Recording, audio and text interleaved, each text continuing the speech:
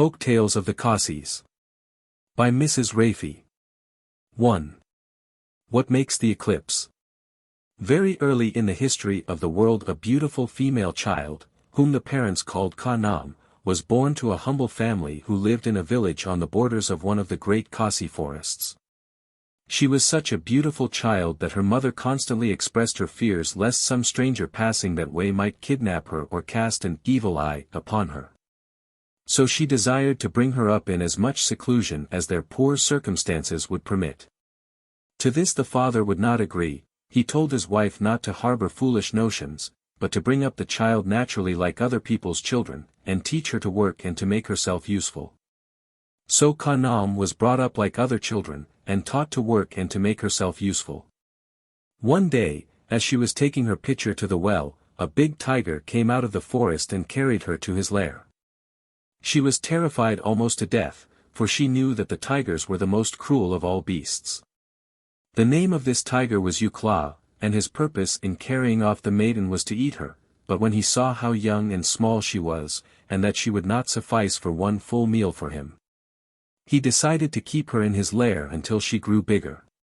He took great care of her and brought home to her many delicacies which her parents had never been able to afford, and as she never suspected the cruel designs of the tiger, she soon grew to feel quite at home and contented in the wild beast's den. And she grew up to be a maiden of unparalleled loveliness. The tiger was only waiting his opportunity, and when he saw that she had grown up he determined to kill her, for he was longing to eat the beautiful damsel whom he had fed with such care.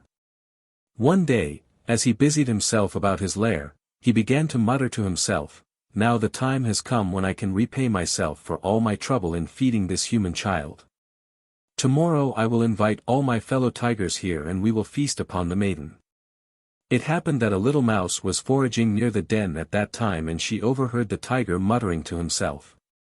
She was very sorry for the maiden, for she knew that she was alone and friendless and entirely at the mercy of the tiger.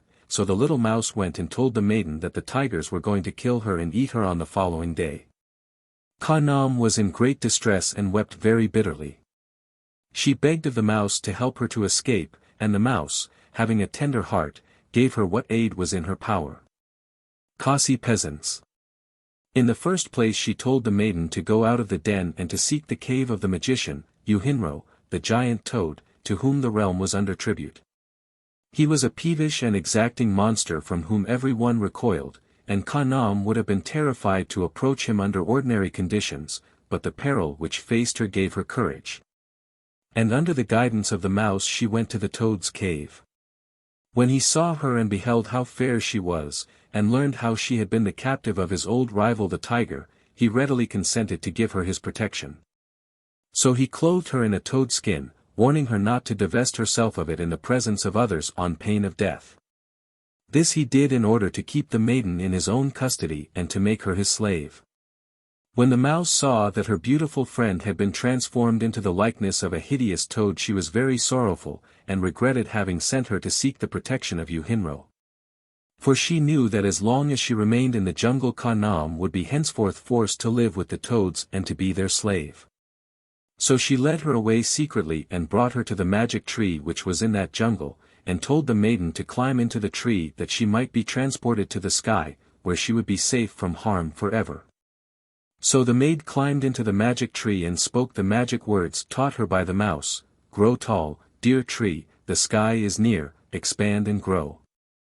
Upon which the tree began to expand upwards till its branches touched the sky, and then the maiden alighted in the blue realm and the tree immediately dwindled to its former size.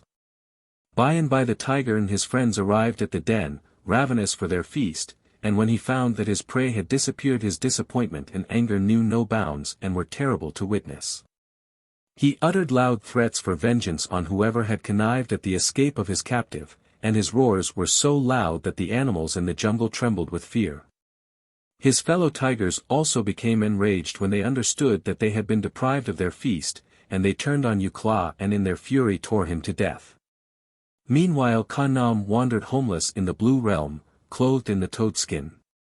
Every one there lived in palaces and splendor, and they refused to admit the loathsome, venomous-looking toad within their portals, while she, mindful of the warning of XXIII, the magician, feared to uncover herself. At last she appeared before the palace of Khasi, the sun, who, ever gracious and tender, took pity on her and permitted her to live in a small outhouse near the palace. One day, thinking herself to be unobserved, the maid put aside her covering of toad skin and sat to rest a while in her small room, but before going abroad she carefully wrapped herself in the skin as before. She was accidentally seen by the son of Khasi, who was a very noble youth. He was astonished beyond words to find a maiden of such rare beauty hiding herself beneath a hideous toad skin and living in his mother's outhouse, and he marveled what evil spell had caused her to assume such a loathsome covering. Her beauty enthralled him and he fell deeply in love with her. He hastened to make his strange discovery known to his mother, and entreated her to lodge the maiden without delay in the palace and to let her become his wife. Khasi, having the experience and foresight of age, determined to wait before acceding to the request of her young and impetuous son until she herself had ascertained whether a maid such as her son described really existed beneath the toad skin. Or he had been deluded by some evil enchantment into imagining that he had seen a maiden in the outhouse. So Khasi set herself to watch the movements of the toad in the outhouse, and one day, to her surprise and satisfaction, she beheld the maiden uncovered, and was astonished at her marvelous beauty and pleasing appearance. But she did not want her son to rush into an alliance with an enchanted maiden, so she gave him a command that he should not go near or speak to the maid until the toad skin had been destroyed and the evil spell upon her broken. Once again Khasi set herself to watch the movements of the toad, and one day her vigilance was rewarded by discovering Khanam asleep with the toad skin cast aside. Khasi crept stealthily and seized the toad skin and burned it to ashes.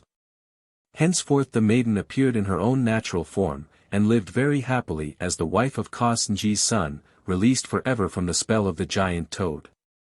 There was an old feud between Yuhinro and Khasi because she refused to pay him tribute, and when he learned that she had willfully destroyed the magic skin in which he had wrapped the maiden, his anger was kindled against Khasi.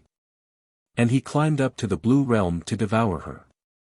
She bravely withstood him, and a fierce struggle ensued which was witnessed by the whole universe.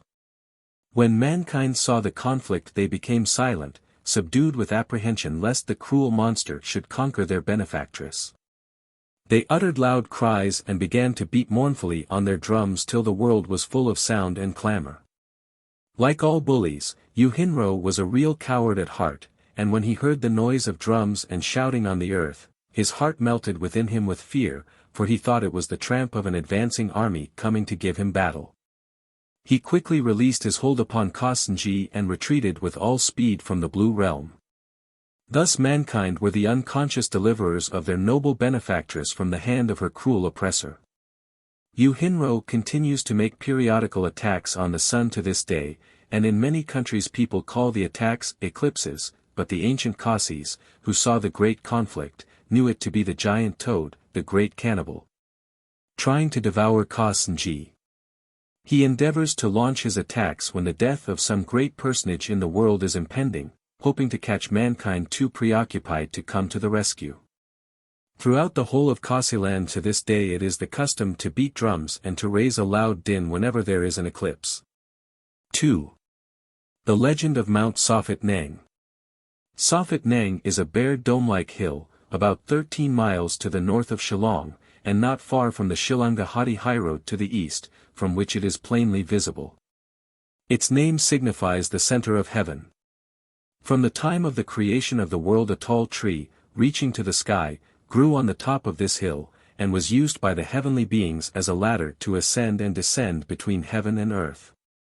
At that time the earth was uninhabited, but all manner of trees and flowers grew in abundance, so that it was a very beautiful and desirable place, and they of heaven frequently came down to roam and to take their pleasure upon it. When they found that the land in the neighborhood of Sophet Nang was fertile and goodly, they began to cultivate it for profit, but they never stayed overnight on the earth, they ascended to heaven, according to the decree. Altogether 16 families followed the pastime of cultivating the land upon the earth. Among the heavenly beings there was one who greatly coveted power, and was unwilling to remain the subject of his Creator, and aspired to rule over his brethren. He was constantly seeking for opportunities whereby to realize his ambitions. One day it happened that 7 families only of the cultivators chose to descend to the earth, the other 9 remaining in heaven that day. When they were busy at work in their fields, the ambitious one covertly left his brethren, and, taking his axe secretly, he cut down the tree of communication, so that the 7 families could not return to their heavenly home. Thus it was that mankind came to live on the earth, and it is from these 7 families, called by the Khasis, scum, the 7 nests.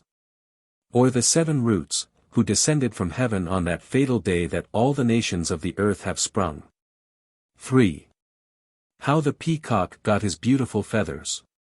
When the world was young and when all the animals spoke the language of mankind, the peacock, was but an ordinary grey-feathered bird without any pretensions to beauty.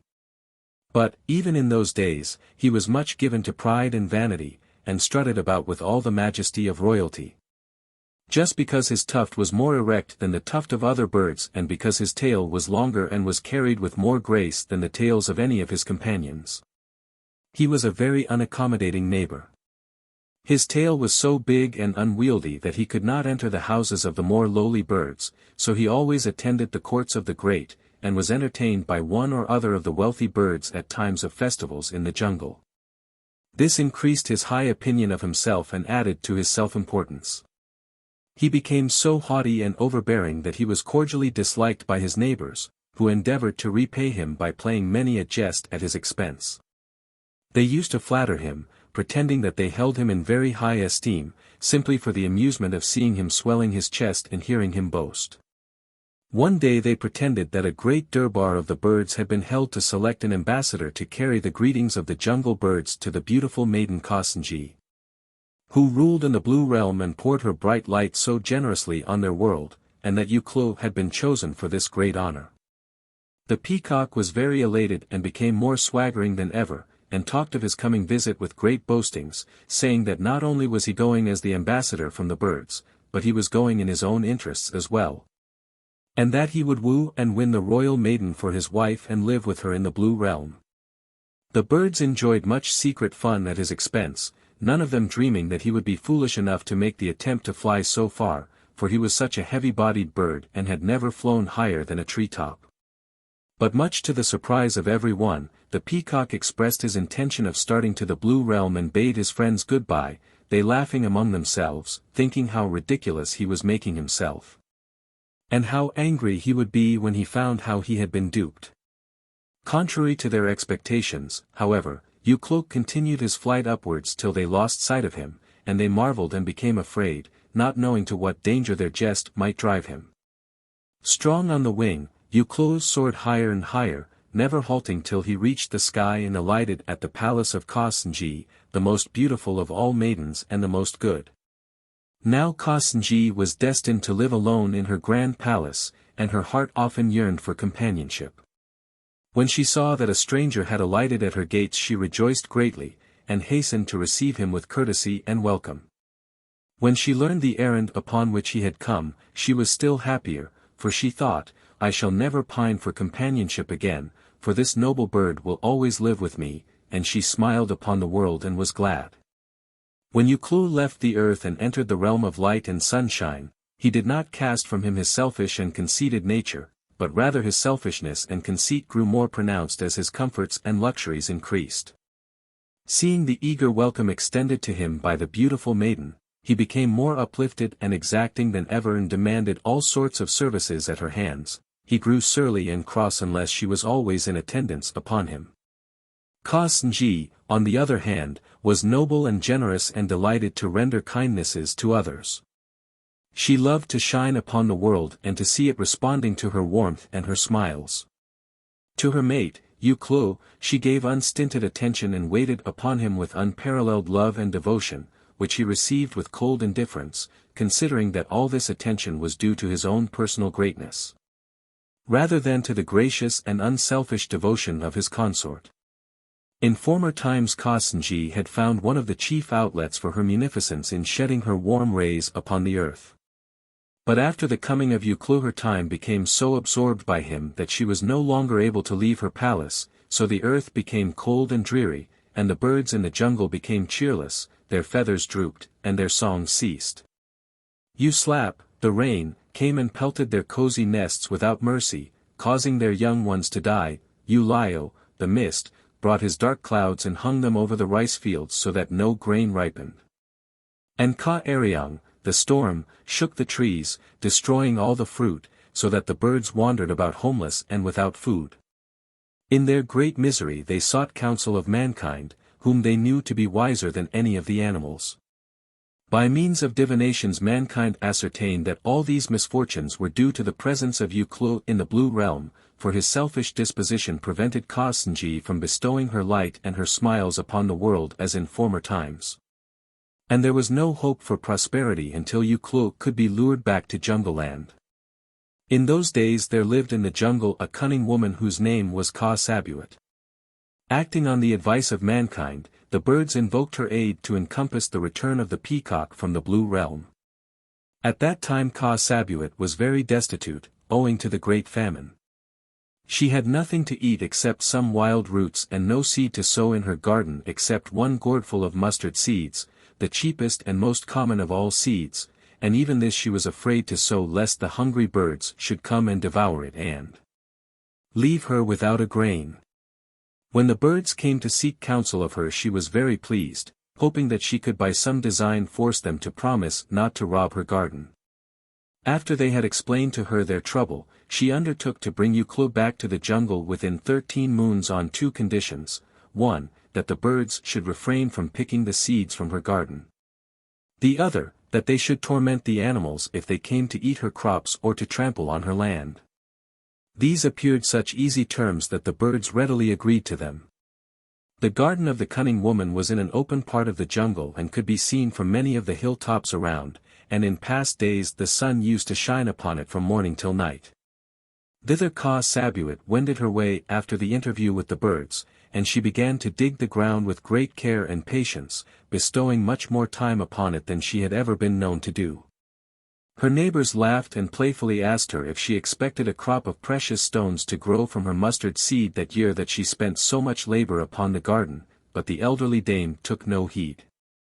She worked on patiently and kept her own counsel while the birds waited and watched. She shaped her mustard bed like unto the form of a woman. This provoked the mirth of her neighbors still more and incited many questions from them, but Khasi took no heed. She worked patiently on and kept her own counsel while the birds waited and watched.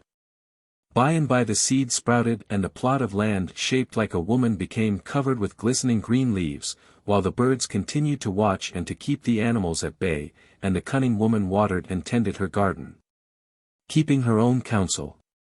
In time small yellow flowers appeared on all the mustard plants, so that the plot of land shaped like a woman looked in the distance like a beautiful maiden wearing a mantle of gold that dazzled the eyes. When the neighbors saw it they wondered at the beauty of it and admired the skill of the cunning woman, but no one could understand or guess at her reason for the strange freak, and Khasi threw no light on the matter. She still patiently worked on and kept her own counsel. Up in the Blue Realm Uklo continued his despotic and arrogant sway, while his gentle and noble wife spared no pains to gratify his every wish. Like all pampered people who are given all their desires, the peacock became fretful and more difficult to please, tiring of every diversion, and ever seeking some new source of indulgence, till at last nothing seemed to satisfy him. Even the splendors and magnificence of the palace of Khasi began to pall. Now and then memories of his old home and old associates came to disturb his mind, and he often wondered to himself what had been the fate of his old playmates in Jungle Land. One day he wandered forth from the precincts of the palace to view his old haunts. And as he recognized one familiar landmark after another his eye was suddenly arrested by the sight of, as it seemed to him, a lovely maiden dressed all in gold lying asleep in a garden in the middle of the forest where he himself had once lived. At sight of her his heart melted like water within him for the love of her. He forgot the allegiance due to his beautiful and high-born wife, Khasi. He could only think of the maiden dressed all in gold, lying asleep in a jungle garden, guarded by all the birds. After this Uklo was reluctant to remain in the Blue Realm. His whole being yearned for the maiden he had seen lying asleep on the earth, and one day, to his wife's sorrow, he communicated his determination to return to his native land to seek the object of his new love. Khasi became a sorrowful wife, for there is no pang so piercing to the heart of a constant woman as the pang inflicted by being forsaken by her husband. With all manner of inducements and persuasions and charms she tried to prevail upon him to keep faithful to his marriage vows, but he was heartless and obdurate, and, unmindful of all ties, he took his departure. As he went away Khasi followed him, weeping, and as she wept her tears bedewed his feathers, transforming them into all the colors of the rainbow. Some large drops falling on his long tail as he flew away were turned into brilliant-hued spots, which are called Umat Khasi, the sun's tears, by the Khasis to this day. Khasi told him that they were given for a sign that wherever he might be and on whomsoever his affections might be bestowed, he would never be able to forget her, Khasi, the most beautiful and the most devoted of wives. Thus XXIII, the peacock, came back to the jungle. The birds, when they saw his beautiful feathers, greeted him with wonder and admiration. When he informed them that he had come in quest of a lovely maiden dressed all in gold, they began to laugh. And it now became clear to them what had been the object of the cunning woman when she shaped her mustard bed like unto the shape of a woman.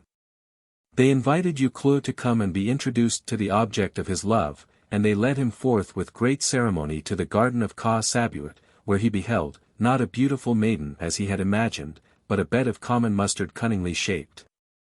His shame and humiliation were pitiful to behold. He tried to fly back to the blue realm, but he was no longer able to take a long flight, so, uttering the most sad and plaintive cries, he had to resign himself to the life of the jungle forever.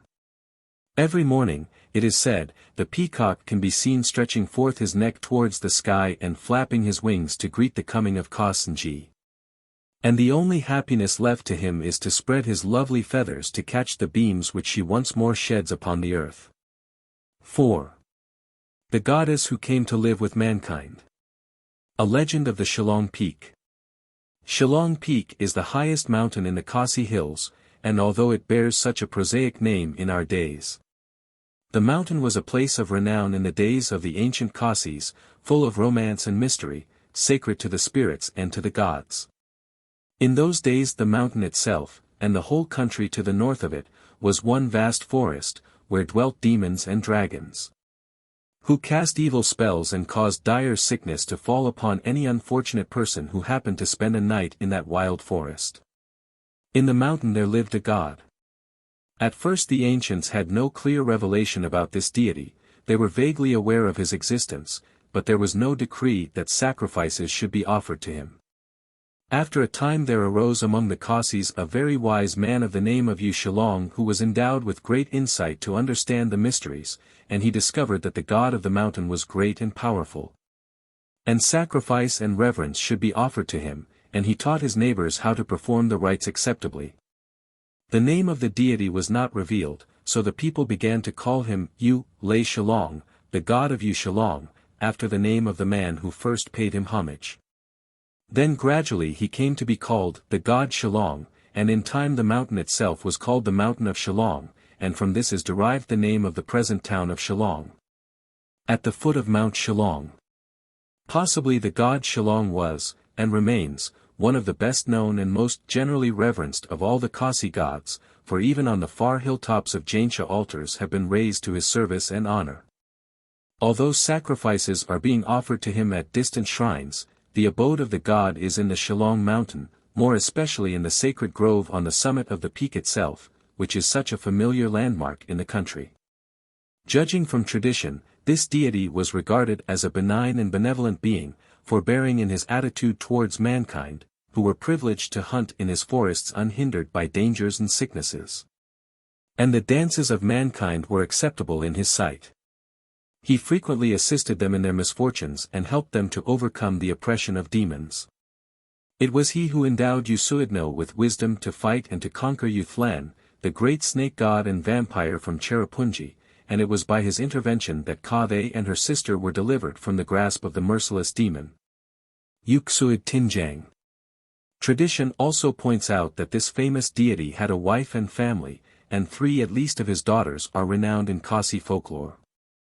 One of them transformed herself into the likeness of a Khasi maiden and came to live with mankind, where she became the ancestress of a race of chiefs. 2 other daughters, out of playfulness, transformed themselves into 2 rivers, and are with us in that form to this day. This is the story of the goddess who came to live with mankind. Many hundreds of years ago, near the place now known as Pomlakrai, there was a cave called the Cave of Marai, near to which stood a high perpendicular rock around which the youthful cowherds of the time used to play. They gathered there from different directions, and passed the time merrily, practicing archery and playing on their flutes, while keeping an eye on their herds. The rock was too high for them to attempt to climb it, and it was always spoken of as the rock on which the foot of man never trod. On a certain day, when the lads came as usual to the familiar rendezvous, they were surprised to see, sitting on the top of the rock, a fair young girl watching them silently and wistfully. The children, being superstitious, took fright at sight of her and ran in terror to Milium, their village, leaving the cattle to shift for themselves. When they told their news, the whole village was roused and men quickly gathered to the public meeting place to hold a consultation. They decided to go and see for themselves if the apparition seen by the children was a real live child, or if they had been deluded by some spell or enchantment. Under the guidance of the lads, they hurried to the place on the hill where the rock stood, and there, as the boys had stated, sat a fair and beautiful child.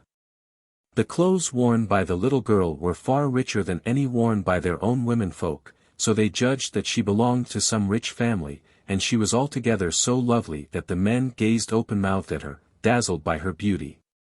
Their sense of chivalry soon asserted itself, however, and they began to devise plans to rescue the maiden from her perilous position. To climb up the face of that steep rock was an impossible feat, so they called to her, but she would not answer. They made signs for her to descend, but she did not stir, and the men felt baffled and perplexed. Chief among the rescuers was a man called Umilium Gap, who was remarkable for his sagacity and courage. When he saw that the child refused to be coaxed, he attributed it to her fear to venture unaided down that steep and slippery rock. So he sent some of his comrades to the jungle to cut down some bamboos, which he joined together and made into a pole long enough to reach the top of the rock. Then he beckoned to the child to take hold of it, but she sat on unmoved. By this time the day was beginning to wane, yet the child did not stir and the rescuers were growing desperate.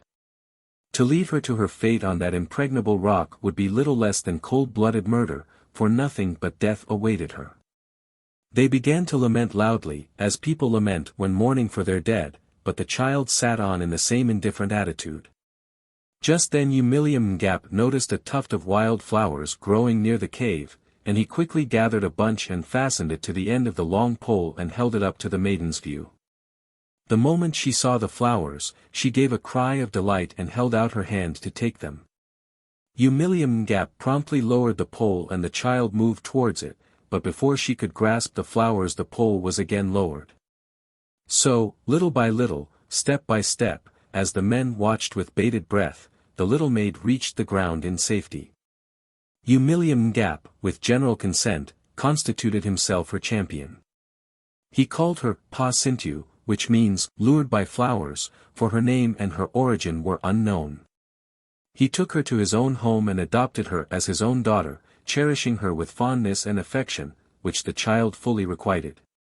Pa Sintu, as she grew up, fulfilled all the promises of her childhood and developed into a woman of incomparable beauty, and her fame went abroad throughout the country. She was also gifted and wise beyond all the maidens of the neighborhood, and was the chosen leader at all the Khasi dances and festivals. She taught the Khasi girls to dance and to sing, and it was she who instituted the Virgin's Dance, which remains popular to this day among the Khasis.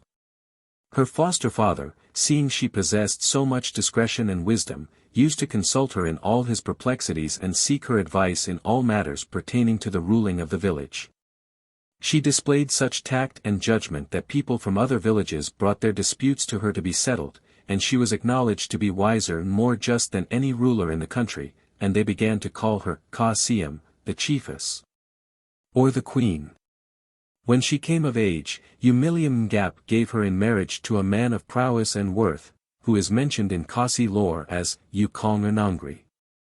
She became the mother of many sons and daughters, who were all noble and comely. After her children had grown up, Khasis called them all to her one day and revealed to them the secret of her birth. She was the daughter of Shillong, the mountain god, permitted by her father to dwell for a period among mankind, and at last the time was at hand for her to return to her native element. Not long after this Khasis walked away in the direction of the cave of Marai, and no one dared to accompany her, for it was realized that her hour of departure had come. From that day she disappeared from mortal ken. Her descendants are known to this day as two of the leading families of Khasi chiefs, or seams, and in common parlance these two families, those of Kairim and Miliam, are still called the seams, the chiefs, of Shillong. Or, the seams of the god. V. The formation of the earth. When the earth was created, it was one great plain, full of vast forests and smooth rivers. Then it happened that the mother of the three goddesses, Ka-ding, Ka-um, and Ka-snji, died while wandering abroad one day on the earth. These goddesses are fire, water, and the sun. It became necessary for the daughters to discover some means whereby their mother's body could be put away out of their sight and not be left exposed on the face of the earth. According to the decree, it was decided that Ka-snji, being the youngest, should perform the rites of destroying the body. So Ka-snji went out in all her strength, and put forth great heat till the rivers were dried up and all the leaves of the forest and the grass withered, but the body of the mother was not consumed. So Ka-snji returned to her sisters and said, I have exhausted all my powers, but our mother's body still lies on the face of the earth in our sight. After this the next sister, Ka-um, undertook to perform the rites, and she went forth with a great company of clouds, and poured incessant rain upon the earth till the rivers and pools were all flooded, but her mother's body was not destroyed.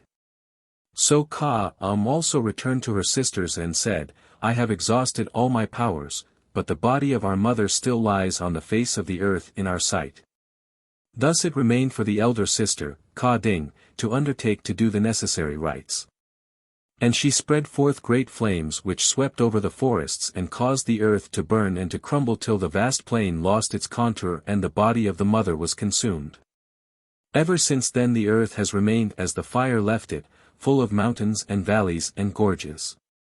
It became a much more beautiful place, and in time mankind came here from heaven to dwell. 6. The legend of Uraitong, the Khasi Orpheus. A few miles to the north of Shillong, the chief town of the province of Assam, there is a fertile and pleasant hill known as the Hill of Raitong, which is one of the most famous spots in ancient folklore, and for which is claimed the distinction of being the place where the custom of sati, wife sacrifice of the Hindus, originated. The legend runs as follows. Many ages ago there lived a great Siam, chief, who ruled over large territories and whose scepter swayed many tribes and clans of people. As befitted such a great Siam, his consort, the Mahadai, was a woman of great beauty, her figure was erect and lissom and all her movements easy and graceful as the motion of the palms in the summer breeze.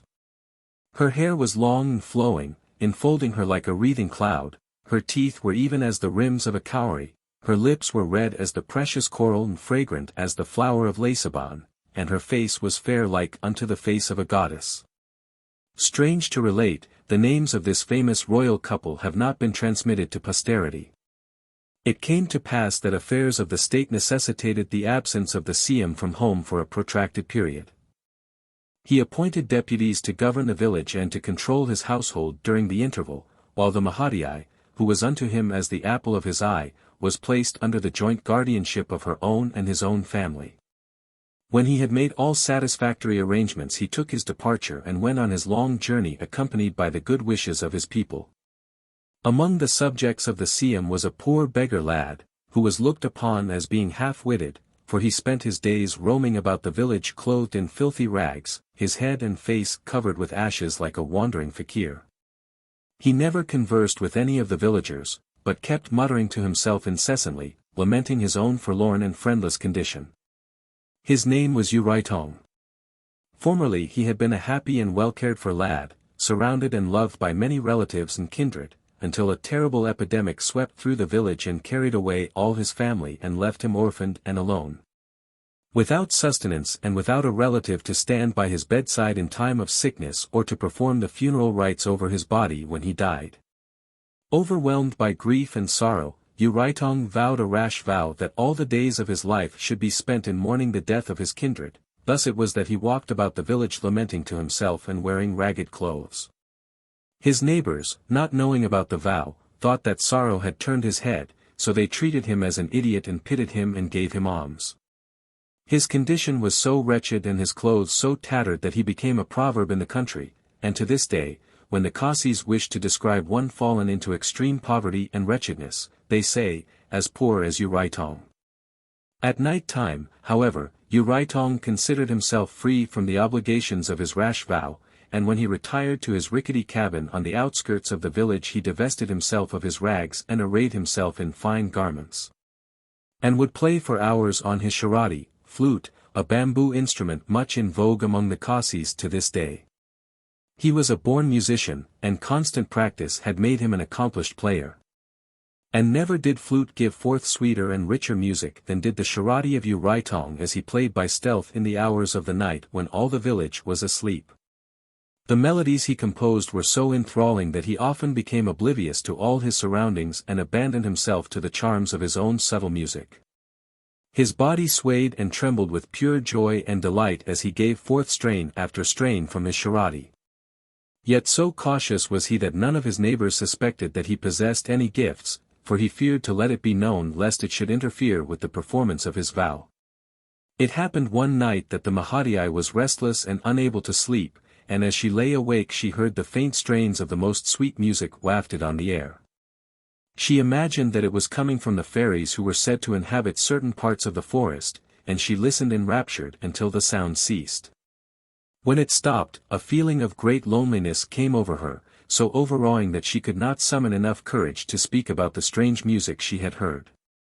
She went about her household duties with her thoughts far away and longing for the night to come in the hope that the music would be wafted to her again. The following night, and for many successive nights, the Mahadai lay awake to listen. And was always rewarded by hearing the soft sweet strains of some musical instrument floating on the air till she imagined the room to be full of some beautiful beings singing the sweetest melodies that human ears ever heard. When it ceased, as it always did before daybreak, the feeling of desolation was intense, till her whole mind became absorbed with thoughts of the mysterious music. The fascination grew until at last it became overpowering and she could no longer resist the desire to know whence the sounds proceeded. She crept stealthily from her room one night, and following the direction of the strains, she walked through the village and was surprised to find that the music emerged from the dilapidated hut of XXIII. The heart of the Mahadai was touched, for she thought that the fairies in tenderness and pity came to cheer and to comfort the poor idiot with their music, and she stood there to listen. The strains which she could hear but faintly in her own room now broke upon her in all their fullness and richness till her whole being was ravished by them. Before dawn the sounds suddenly ceased, and the Mahadai retraced her steps stealthily and crept back to her room without being observed by any one. After this she stole out of her house every night and went to listen to what she believed to be fairy music outside the hut of XXIII. One night, when the power of the music was stronger than usual, the Mahadai drew near and peeped through a crevice in the door, and to her astonishment, instead of the fairies she had pictured, she saw that it was XXIII, the supposed idiot, who was playing on his sharadi, but a XXIII so changed from the one she had been accustomed to see about the village that she could scarcely believe her own eyes. He was well and tastefully dressed and his face was alight with joy, while his body moved with graceful motions as he swayed with rapture in harmony with the rhythm of his wild music. She stood spellbound, as much moved by the sight that met her eyes as she had been by the charm of the music, and, forgetful of her marriage vows and her duty to her absent husband, she fell deeply and irrevocably in love with XXIII. Time passed, and the Mahadai continued to visit the hut of XXIII by stealth, drawn by her passionate love for him even more than by the fascination of his sharadi. At first XXIII was unaware that he was being spied upon, but when he discovered the Mahadii in his hut, he was greatly troubled. And tried to reason with her against coming with as much sternness as was becoming in one of his class to show to one so much above him in rank. But she overruled all his scruples, and before long the intensity of her love for him and the beauty of her person awoke similar feelings in him, and he fell a victim to her wicked and unbridled passion. The months rolled on, and the time for the return of the Siam was advancing apace. People began to discuss the preparations for celebrating his return, and every one evinced the most lively interest except the Mahadii. It was noticed that she, the most interested person of all, appeared the most unconcerned, and people marveled to see her so cold and indifferent. But one day the reason became clear when it was announced that a son had been born to the Mahadii and that her guardians had locked her up in one of the rooms of the court, pending the arrival of the Siam. She offered no resistance and put forward no justification, but when questioned as to the identity of her child's father she remained resolutely silent. When the Siam arrived and heard of his wife's infidelity he was bowed down with shame and grief, and vowed that he would enforce the extreme penalty of the law on the man who had sullied her honor. But neither persuasion nor coercion could extract from the Mahadii his name. It was necessary for the well-being of the state, as well as for the satisfaction of the Siam, that the culprit should be found. So the Siam sent a mandate throughout his territory calling upon all the male population, on penalty of death, to attend a great state durbar. When the Siam and his ministers would sit in judgment to discover the father of the child of the faithless Mahadii. Never in the history of durbars was seen such a multitude gathered together as was seen on that day when all the men, both young and old, appeared before the Siam to pass through the test laid down by him. When all had assembled, the Siam ordered a mat to be brought and placed in the center and the babe laid upon it. After which he commanded every man to walk round the mat in procession and, as he passed, to offer a plantain to the child. Inasmuch as it was believed that the instincts of the babe would lead him to accept a plantain from the hand of his own father and from no other. The long procession filed past one by one, but the babe gave no sign, and the Siam and his ministers were baffled and perplexed. They demanded to know what man had absented himself, but when the roll was called the number was complete. Someone in the throng shouted the name of XXIII, at which many laughed, for no one deemed him to be sane. Other voices said mockingly, "Send for him," others said, "Why trouble about such a witless creature? He is but as a dog or a rat." Thus the durbar was divided, but the ministers, unwilling to pass over even the most hapless, decided to send for him and to put him through the test like the other men. When the Siam's messengers arrived at the hut they found XXIII just as usual, dressed in filthy rags and muttering to himself, his face covered with ashes. He arose immediately and followed the men to the place of durbar, and as he came people pitied him, for he looked so sad and forlorn and defenseless that it seemed a shame to put such an one through the test. A plantain was put into his hand and he was told to walk past the mat. As soon as the babe saw him he began to crow with delight and held out his hands for the plantain, but he took no notice of the well-dressed people who crowded round. There was a loud commotion when the secret was discovered, and the Siam looked ashamed and humiliated to find that one so unseemly and poor was proved to be the lover of his beautiful wife. The assembly were awed at the spectacle, and many of them raised their voices in thanksgiving to the deity whom they considered to have directed the course of events and brought the guilty to judgment. The Siam commanded his ministers to pronounce judgment, and they with one accord proclaimed that he should be burned to death, without the performance of any rites, and that no hand should gather his bones for burial. In this decision all the throng acquiesced, for such was the law and the decree. XXIII received the verdict with indifference as one who had long known and become reconciled to his fate, but he asked one boon, and that was permission to build his own pyre and play a dirge for himself. The Siam and the people were astonished to hear him speak in clear tones instead of the blubbering manner in which he had always been known to speak.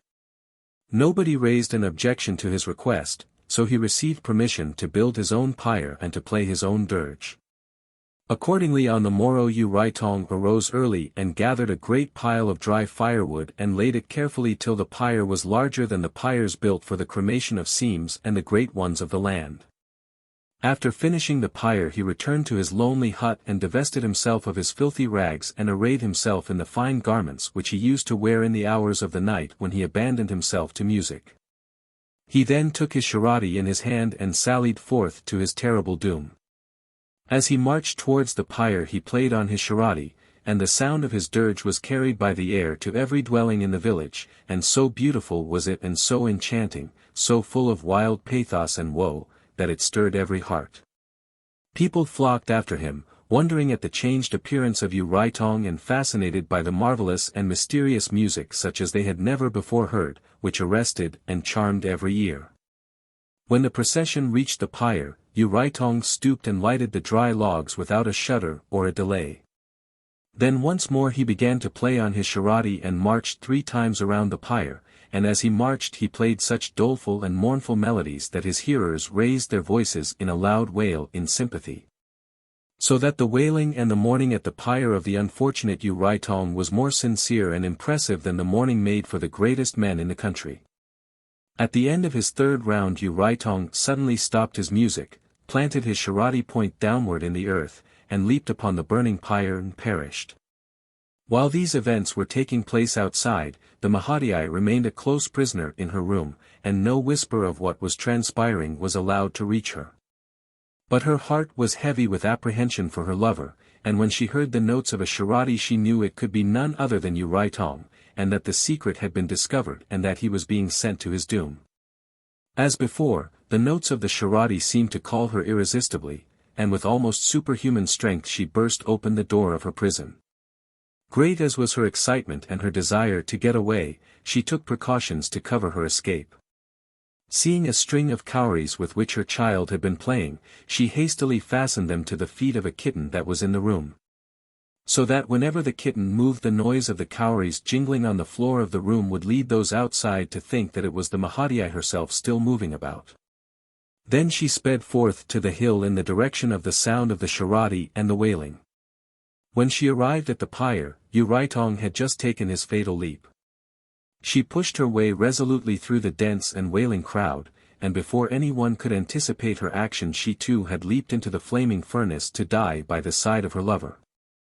The Siam alone of all the people in the village had withstood the fascination of the dirge.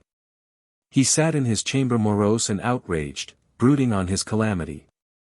Just when the Mahadai was leaping into the flames a strange thing happened in the Siam's chamber. The headcloth, tapmo, of his wife was blown in a mysterious manner so that it fell at his feet although there was not enough breeze to cause a leaf to rustle. When the Siam saw it he said, "By this token my wife must be dead." Still hearing sounds coming from her room, he tried to take no heed of the omen.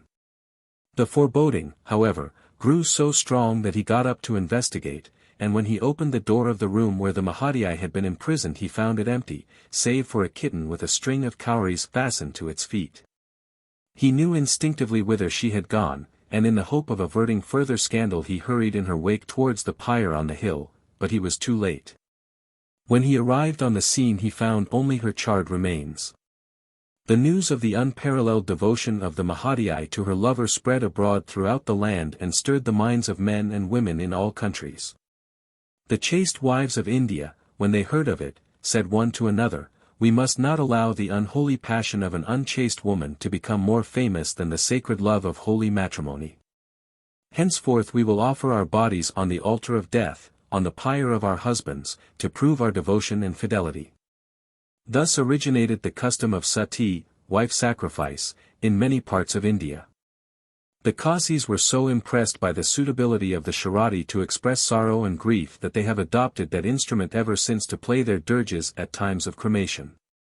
The sharadi of XXIII, which he planted in the earth as he was about to leap to his doom, took root, and a clump of bamboos grew from it, distinguishable from all other bamboos by having their branches forking downwards. It is commonly maintained to this day that there are clumps of bamboos forking downwards to be found in plenty on the hill of XXIII. 7. The tiger and the monkeys. At the beginning of time the animals were free and living wild and unruly lives, but there were so many disputes and quarrels that they convened a council to choose a king to reign over them. With one accord they nominated the tiger to be king, not for any special wisdom or merit which he possessed, but because of his great strength, by which he would be able to subdue the turbulent beasts. Although he possessed greater strength than any of his kindred, the tiger was more ignorant of the ways and habits of his subjects than any of the animals. He was so self-absorbed that he never troubled himself to study the ways of others, and this caused him to act very foolishly at times and to make himself ridiculous. For the animals were tempted to take advantage of his great ignorance and to play tricks upon him whenever they thought they could do so undetected. This tale relates how the monkeys played a cunning trick on their king which caused mortal enmity to spring up between him and them forever. One hot day the tiger walked abroad to take an airing, but, the sun being so hot, he turned aside to shelter under some leafy trees and there he fell asleep. Presently he awoke, and on awaking he heard coming from overhead very melodious singing to which he listened enraptured. It was the little insect, Shalimon, chirping on a leaf, but she was so small the tiger could not see her, and, being so ignorant, he had no idea whose voice it was.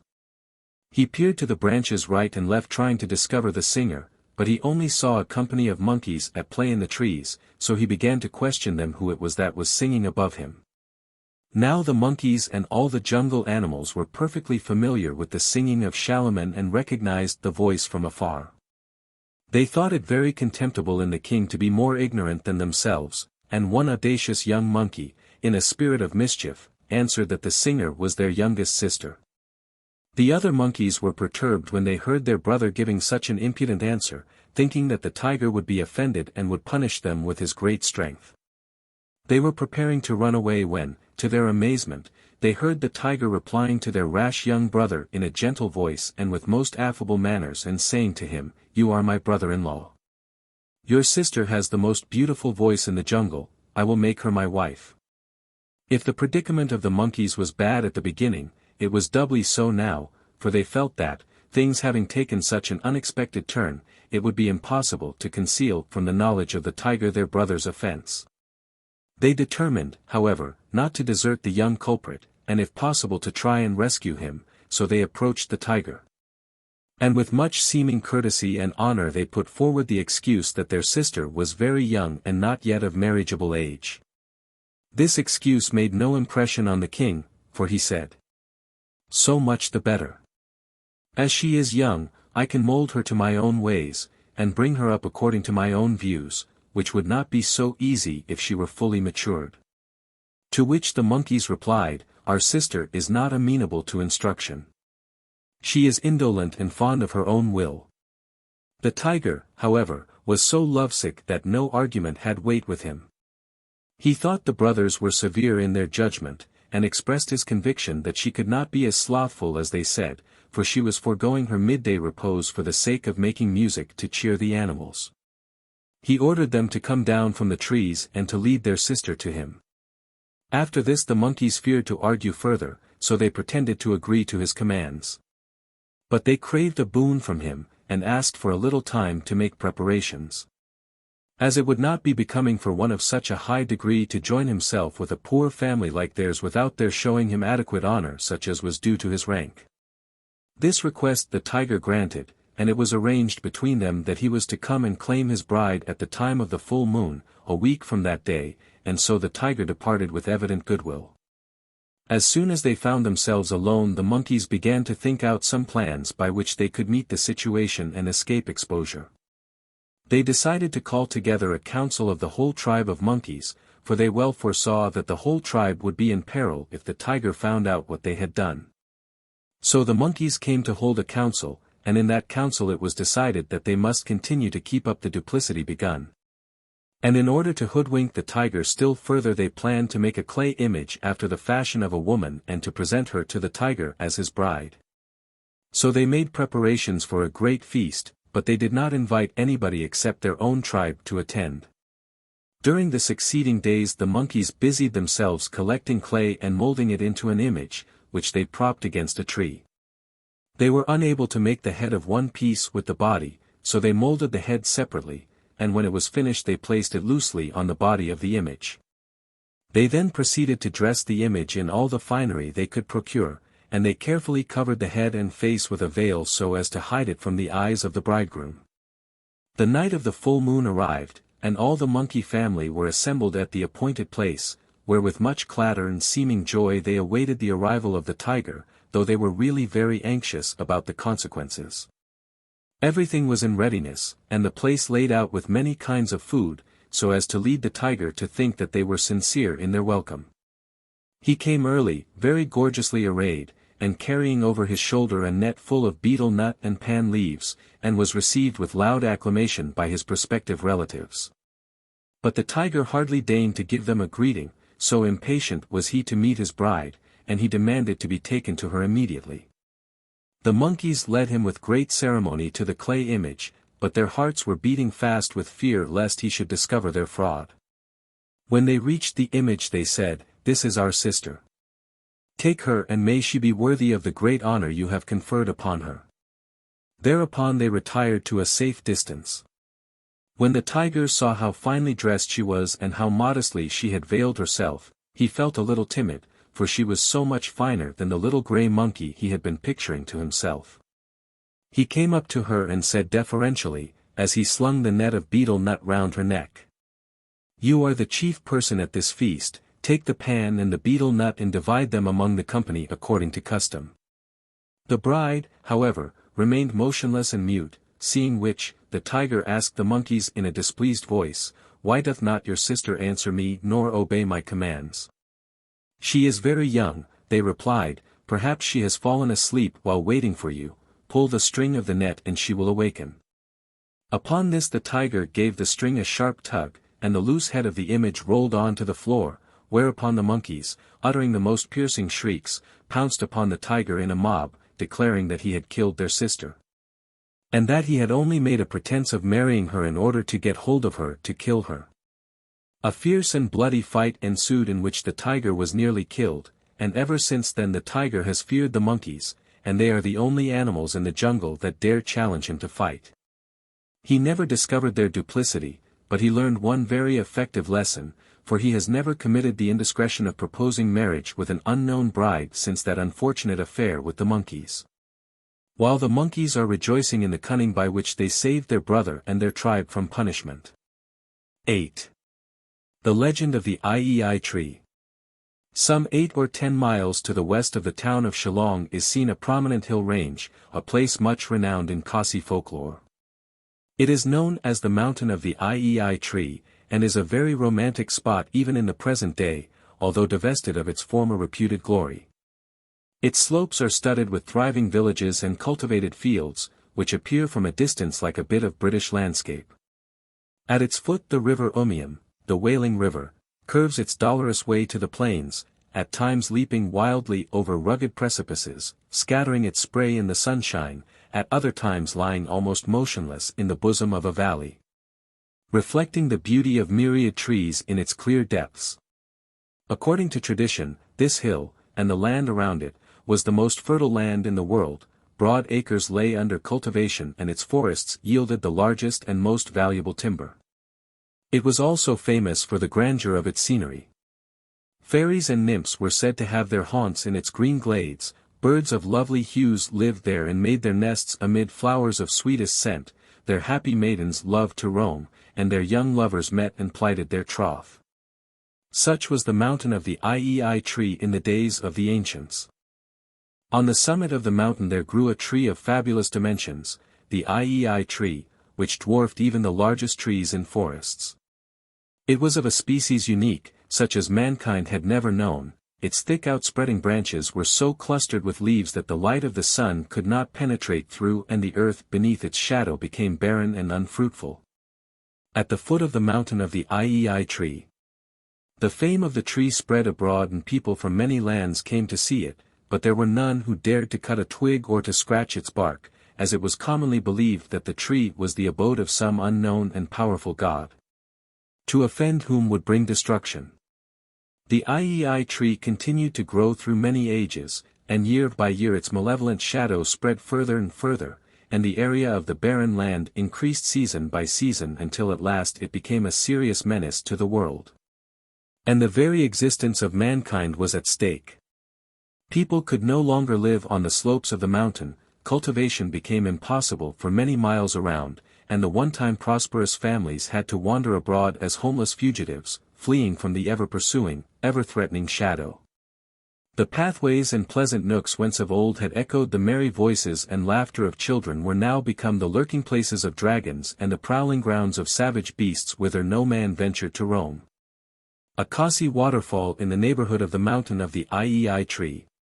A Durbar of all mankind was summoned to consider the situation and to devise some plan to save the world from its impending doom. After long and solemn deliberations, it was resolved to mobilize a party of the bravest and most skilled woodcutters to go into the mountain to hew down the XXIII so as to admit the sunlight once more to the earth. In the course of time the woodcutters came and entered the mountain, defying all danger and risking the possible wrath of the unknown god whom they believed to haunt the tree. When they reached the XXIII, they plied their axes with skill and toiled vigorously till night came on, but the wood was so hard and so tough they only succeeded in cutting a little below the bark that day. They consoled themselves, however, by reflecting that so far there had appeared no signs of anger from the unknown god forasmuch as no misfortunes had befallen them. So they retired to rest, sanguine that by perseverance their gigantic task would in time be accomplished. Next morning they returned early to their work, but, to their consternation, they saw that the incisions made by them the day before at the cost of so much labor were obliterated, leaving the trunk of the tree as solid and unscathed as before. Many of the woodcutters were so superstitious that they feared to approach the tree again, for they were now confirmed in their fear that the place was enchanted. But when their more stoical comrades reminded them of the great peril in which mankind stood, they plucked up courage, and for another day they toiled laboriously, only to find their work obliterated next morning. As no personal harm had befallen any of them, the woodcutters determined to continue their attack, but no matter how patiently they worked during the day, the tree would be healed up in the night. They grew more and more mystified and discouraged, and the strain of living in that weird region was becoming intolerable. At last they decided to return to their fellow men, preferring to endure the foreseen doom of the shadowed world rather than face the unknown and mysterious terrors of the land of the XXIII. As they sat, gloomy and disconsolate, brooding on their defeat, a little grey bird, Khasi, the Khasi wren, came, chirping and twittering, close to the woodcutters, and she began to talk to them, urging them to keep up their courage, as she had come to help them. Now, in spite of their spiritless condition, the woodsmen could not help laughing to hear Khasi, the smallest of all the birds, so impudently offering to help them, the picked woodcutters of the world, to cut down a tree. But when the wren saw them laughing, she chirped and twittered still louder, and drew still nearer, and with great excitement she said, "No doubt you are great and wise, for you have been chosen for a great task. You are unable to perform it, yet when I come to offer assistance, you laugh at me. It is true that I am the smallest of all the birds, but that has not hindered me from learning the secrets of this forest, which you must also learn before you can cut down the XXIII."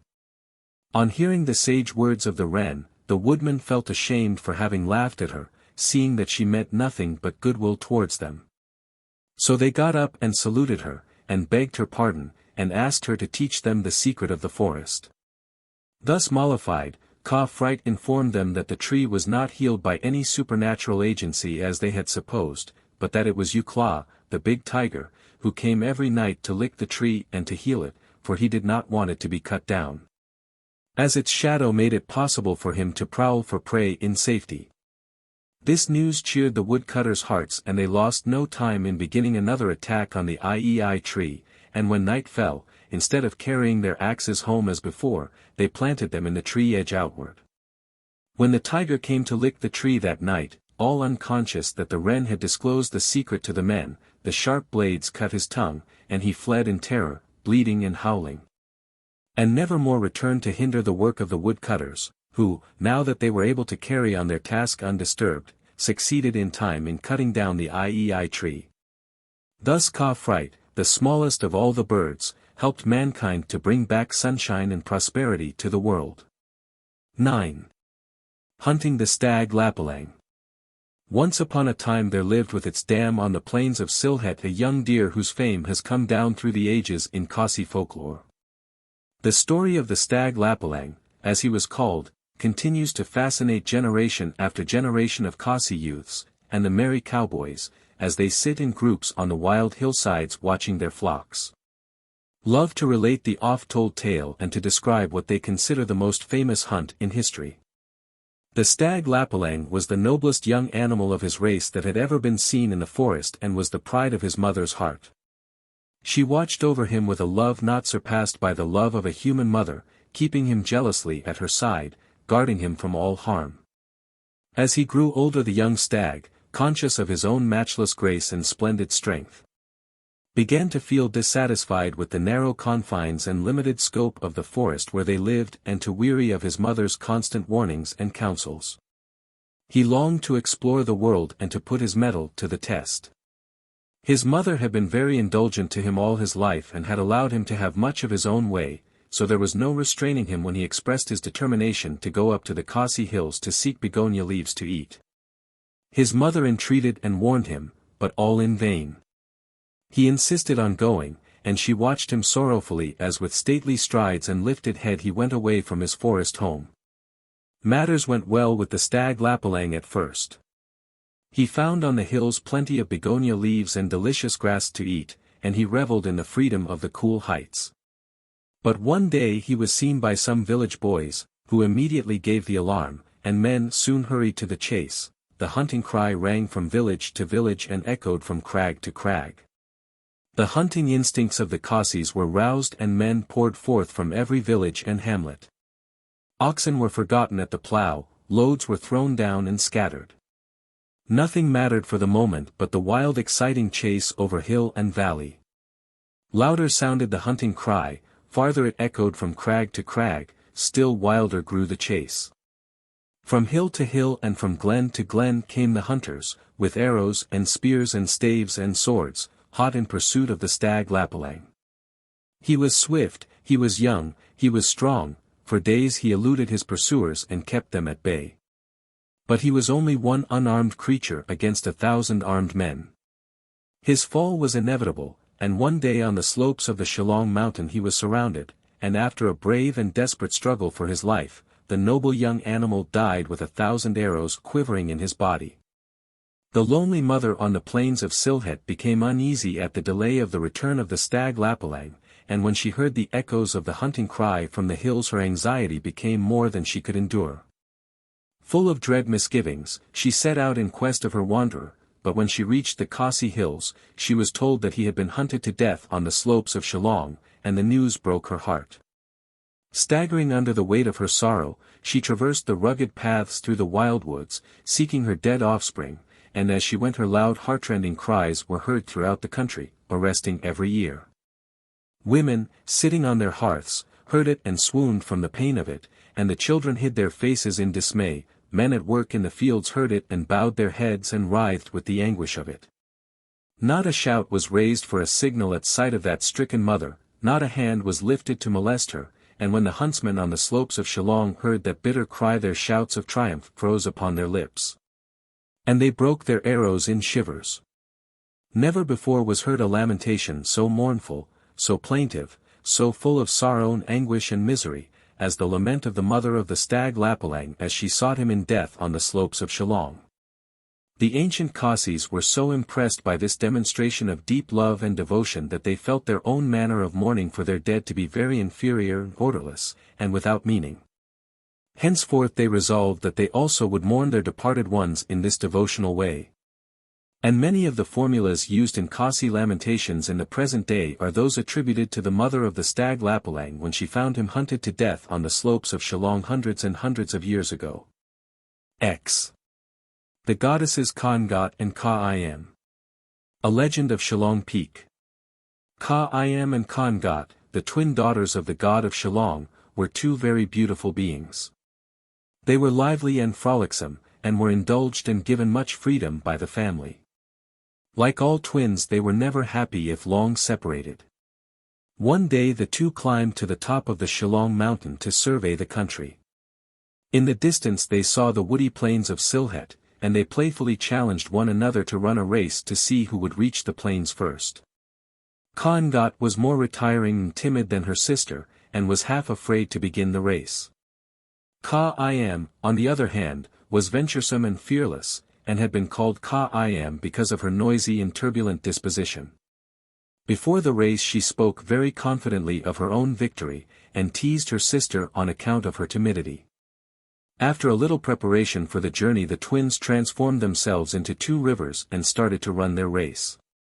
Khangat, searching for smooth and easy places, meandered slowly, taking long circuits, and came in time to Silhet. But not finding her sister there, she went forward to Chatak, and on slowly towards Duera. Seeing no sign yet of her sister, she became very anxious and turned back to seek her. And, in turning, she took a long curve which looked in the brilliant sunshine like a curved silver chain, and the Khasis living on the hilltops, when they saw it, exclaimed with wonder, "Rupatili, Rupatili! A silver necklace, and to this day that part of the river is known as Rupatili." Khaim, full of vigor and ambition, did not linger to look for easy passages, but with a noisy rush she plunged straight in the direction of Shela, the shortest cut she could find. She soon found, however, that the road she had chosen was far more difficult to travel than she had anticipated. Large rocks impeded her path at many points, and she was obliged to spend much time in boring her way through. But she pitted her young strength against all obstacles, and in time she reached Shela and came in view of the plains, where, to her chagrin, she saw that her sister had reached the goal before her, and was coming back leisurely to meet her.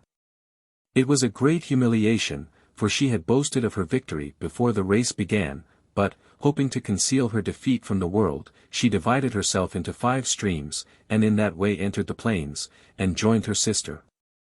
The rivers are called after the 2 goddesses to this day, and are known as Kha-Ngat and Kha-Im, the river Ngat and the river Im. Ever since Khangat won the great race she has been recognized as the greater of the 2 twins, and more reverence has been paid to her as a goddess. Even in the present day there are many Khasis and Sintangs who will not venture to cross the Ngat without first sacrificing to the goddess. And when, on their journeys, they happen to catch a glimpse of its waters, they salute and give a greeting of Kubliai to the goddess Khangat who won the great race. 11. Ubiscarum. In the beginning of time mankind were very ignorant and did their work with great trouble and labor, for they had no tools and did not understand the way to make them. The great God saw their difficulty from heaven, and he sent one of the heavenly beings down to the earth, in the likeness of a young man, to teach them. The name of this young man was Ubiscarum. He was very noble to look at, and none of the sons of mankind could compare with him. He was also very gentle and good. He taught mankind many useful crafts. From him they learned to know the value of metals and the way to smelt iron and to make tools, but mankind were very slow to learn, and liked better to muddle in their own old way than to follow the directions given them by Ubiscarum. So he had to stay such a long time on the earth that he forgot the way back to heaven. He was, however, so patient and painstaking that at last they learned to make good tools and to use them. Seeing that Ubiscarum excelled them in finishing his instruments, and that he could do double their work in a day, mankind took advantage of his gentleness. They used him to save trouble to themselves, and often demanded work from him that it was impossible for him to do, and when he failed to satisfy them they grew angry and abusive. One day they made a clay image and called upon Ubiscarum to make it alive. When he told them that he had not learned how to produce life, they abused him and threatened to imprison him until he complied with their request. When Ubiscarum saw that they would not listen to reason, he told them that if they wanted him to impart life to their images they must let him go back to heaven to gain the necessary knowledge. Upon this mankind took counsel together what to do. Some feared that if they let him go away he would never return. Others, the majority, however, thought that as the knowledge of how to impart life would be so valuable, it was worth risking a good deal to obtain it. So mankind decided to release Ubiscarum. As he had forgotten the road along which he came to the earth, it was necessary for Ubiscarum to invent some means whereby he could go up to heaven. So he told mankind to twine a long piece of string and to make a strong kite on which he could ascend to the sky. So mankind twined a long string and made a strong kite, and Ubiscarum rode upon it to the sky. When they said, "Perhaps if we let you go you will not come back," he told them not to let go of the string, so that if he was not allowed to come back, he could write the knowledge on the kite and send it down to them. This satisfied them and they let him go. When XXIII reached heaven, the great God told him that he could not go back to the earth because he had seen how mankind had ill-treated him, and because of their ingratitude and their unholy ambition to impart life. So XXIII wrote upon the kite and sent it down to the earth. When mankind saw the kite descending, a great throng came together to read the directions for imparting life, but to their chagrin there was not one among them able to decipher the writing. They consulted together what to do, for they were very angry with XXIII, and they decided to send a great shout to heaven, which would cause such a volley that the concussion would kill XXIII. XXIII laughed when he saw their folly, and in order to make them still more foolish, he caused some drops of blood to fall down from heaven. And when mankind saw these drops of blood they concluded that he had been killed by the force of their great shout.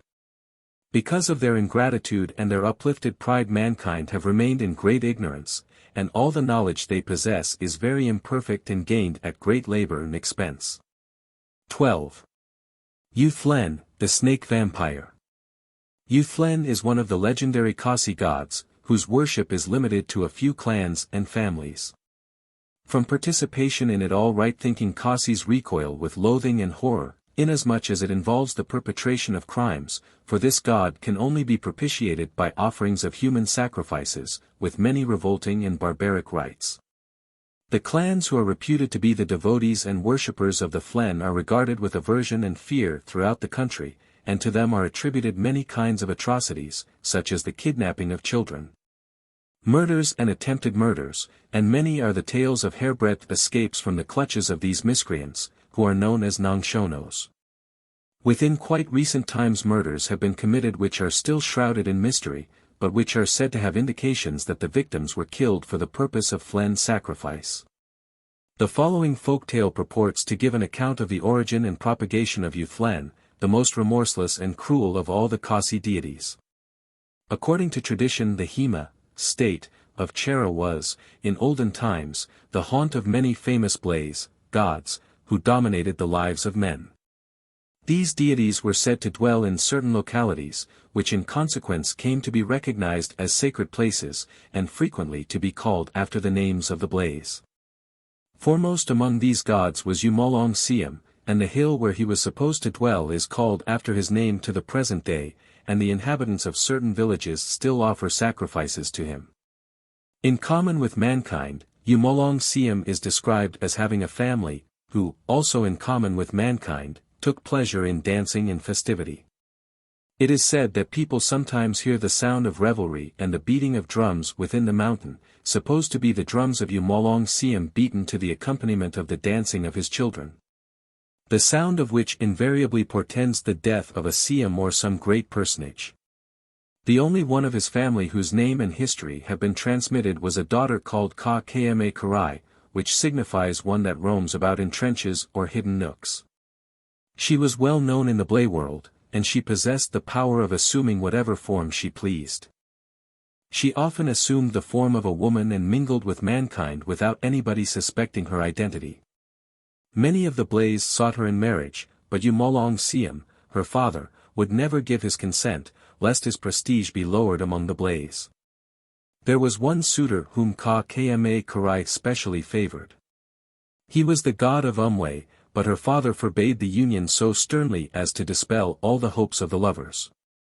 This so angered the young goddess that henceforth she rebelled openly against her father, and by way of retaliation she encouraged the attentions of strange and undesirable lovers.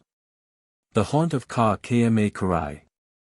When it was discovered that she was with child, she fled from her home, fearing the wrath of her father, and put herself under the protection of her maternal uncle, who lived in the Pondaloy cave, and was one of the famous dragons, or yak jakers of the country. In this cave a son was born to her, who proved to be a monster of hideous aspect, having the form of a snake and the characteristics of a vampire, who could be appeased only when fed with human blood. This monster they called XXIII. Unlike his mother, XXIII could not transform himself into any likeness but that of a snake, but he had power to diminish or to enlarge his size at will. Sometimes he appeared so small as to be no bigger than a string of fine thread, at other times he expanded himself to such dimensions that he could swallow a man bodily. In those days there was much intercourse between the blaze and mankind. The latter were privileged to attend the Jubilee, the fair of the blaze, at Linghinkonken, the way to which passed the Pondaloy cave, and many unwary and unprotected travelers fell a prey to the greed of XXIII and his associates. The commonest mode by which these poor unfortunates were lured to their doom was through the blandishments of Kma Karai, who approached them in the form of a woman merchant, and dazzled them with the brilliancy of the jewelry she offered for sale. She refrained from killing her captives on occasions, but induced them by promises of riches and immunity to pledge themselves to the services of XXIII, her son. To such as these she gave a magic ring, known in ancient lore as the Inquid ring, Sudi Inquid, which was believed to possess magic that enabled the owners of the ring to obtain all the desires of their hearts. But this magic was dormant until the owners fulfilled their obligations to XXIII and brought him human victims to feed upon. The method by which Yak Jaker captured his victims was to waylay lonely travelers and to club them to death. XXIII himself, when he grew old enough, also hunted men to death, so that between the three murderers the ravages made upon mankind were becoming grievous and intolerable. Mankind sought divinations and offered sacrifices to the gods for the cessation of these atrocities, upon which a Durbar of the blaze was called. Umolong Siam, who was a powerful blay and a blood relation of the murderers, overruled the Durbar, declaring that no authority could deprive the blaze, or the demons, of any power they possessed, be it for good or for evil. But to mitigate the distress of mankind a decree was issued, restricting the number of people to be devoured to half the number of captives. If XXIII captured 2 victims, 1 was to be released, if he captured 10, 5 were to be released. It transpired, however, that this decree helped but little to allay the sufferings of mankind, for murders continued at an appalling rate. Mankind again sought divination and took counsel together, and it was made evident that the only one who could successfully help them was XXIII, the fleeting demon. An erratic and insignificant being who haunted the forest of Laranjut to the north of Chera. The Khasis hitherto had never recognized him as worthy of homage, but they went to offer him sacrifices then, according to the divinations. XXIII volunteered to rescue them, but affirmed that the snake could never be overcome without the sanction of a blay, and inasmuch as the blaze of the Chera Hema had already refused their aid. He urged them to go and sacrifice to Lay Shillong, the god of the Shillong mountain, and to invoke his aid and win his favor. So mankind offered sacrifices to Lay Shillong, and received his sanction to wage war against XXIII. Sacred Grove and Monoliths. XXIII, equipped in all his strength, went forth to Pondaloy and ordered the Khasis to bring to him many fat pigs and goats. These he killed and carried regularly to feed the XXIII in the cave, and this was the manner in which he made his offering. He bored a large hole in a rock roofing the cave, so that the carcasses might be passed down without being seen by XXIII, and so he would not discover that they were not human bodies. He assumed the voice and manner of a XXIII worshipper and called out, "My uncle, I have brought my tribute, open your mouth that I may feed you." XXIII is described as being slothful and sleepy, never rousing himself except to seek food. When he heard the call from above he would shake himself and expand to a great size, and open wide his jaws, into which the meat offering was thrust. In this way mankind had respite for a time, and the hunting of men ceased. It was evident, however, that they must resort to some other measures, for it was impossible to continue to keep up the supply of fat animals. The Khasis began to grumble at the extravagant proceedings of XXIII, but he always replied to their complaints with the words, "Koit, koit," signifying that all was well. After a time he told them to hire the services of Uramha, the giant, to assist him in his final struggle against the vampire. When Uramha came he bade him build a smelting house near the cave, and to make a pair of giant tongs, and such was the strength of Uramha that it only took him 1 day to build the smelting house and to make the giant tongs. Next day XXIII told him to heat a large piece of iron, and to bring it when it was red hot in the big tongs to the rock on the top of the cave. When this was done, XXIII called out according to his custom, "My uncle, I have brought my tribute, open your mouth that I may feed you." So the Flen shook himself and expanded his body to a gigantic size, and opened his jaws for the offering, whereupon the red-hot iron was thrust in. Upon this there followed the most terrible contortions of the Flen's body, as he tossed about, writhing in his death agony, till the earth shook so violently that XXIII and Ramha swooned from the concussion. When the disturbance subsided, and they had revived, they looked into the cave and found XXIII lying dead. XXIII sounded a big drum to summon the people together, and great jubilation and dancing took place when it was announced that their enemy was dead. From that time the Khasis have offered sacrifices to XXIII, and he is held in great honor.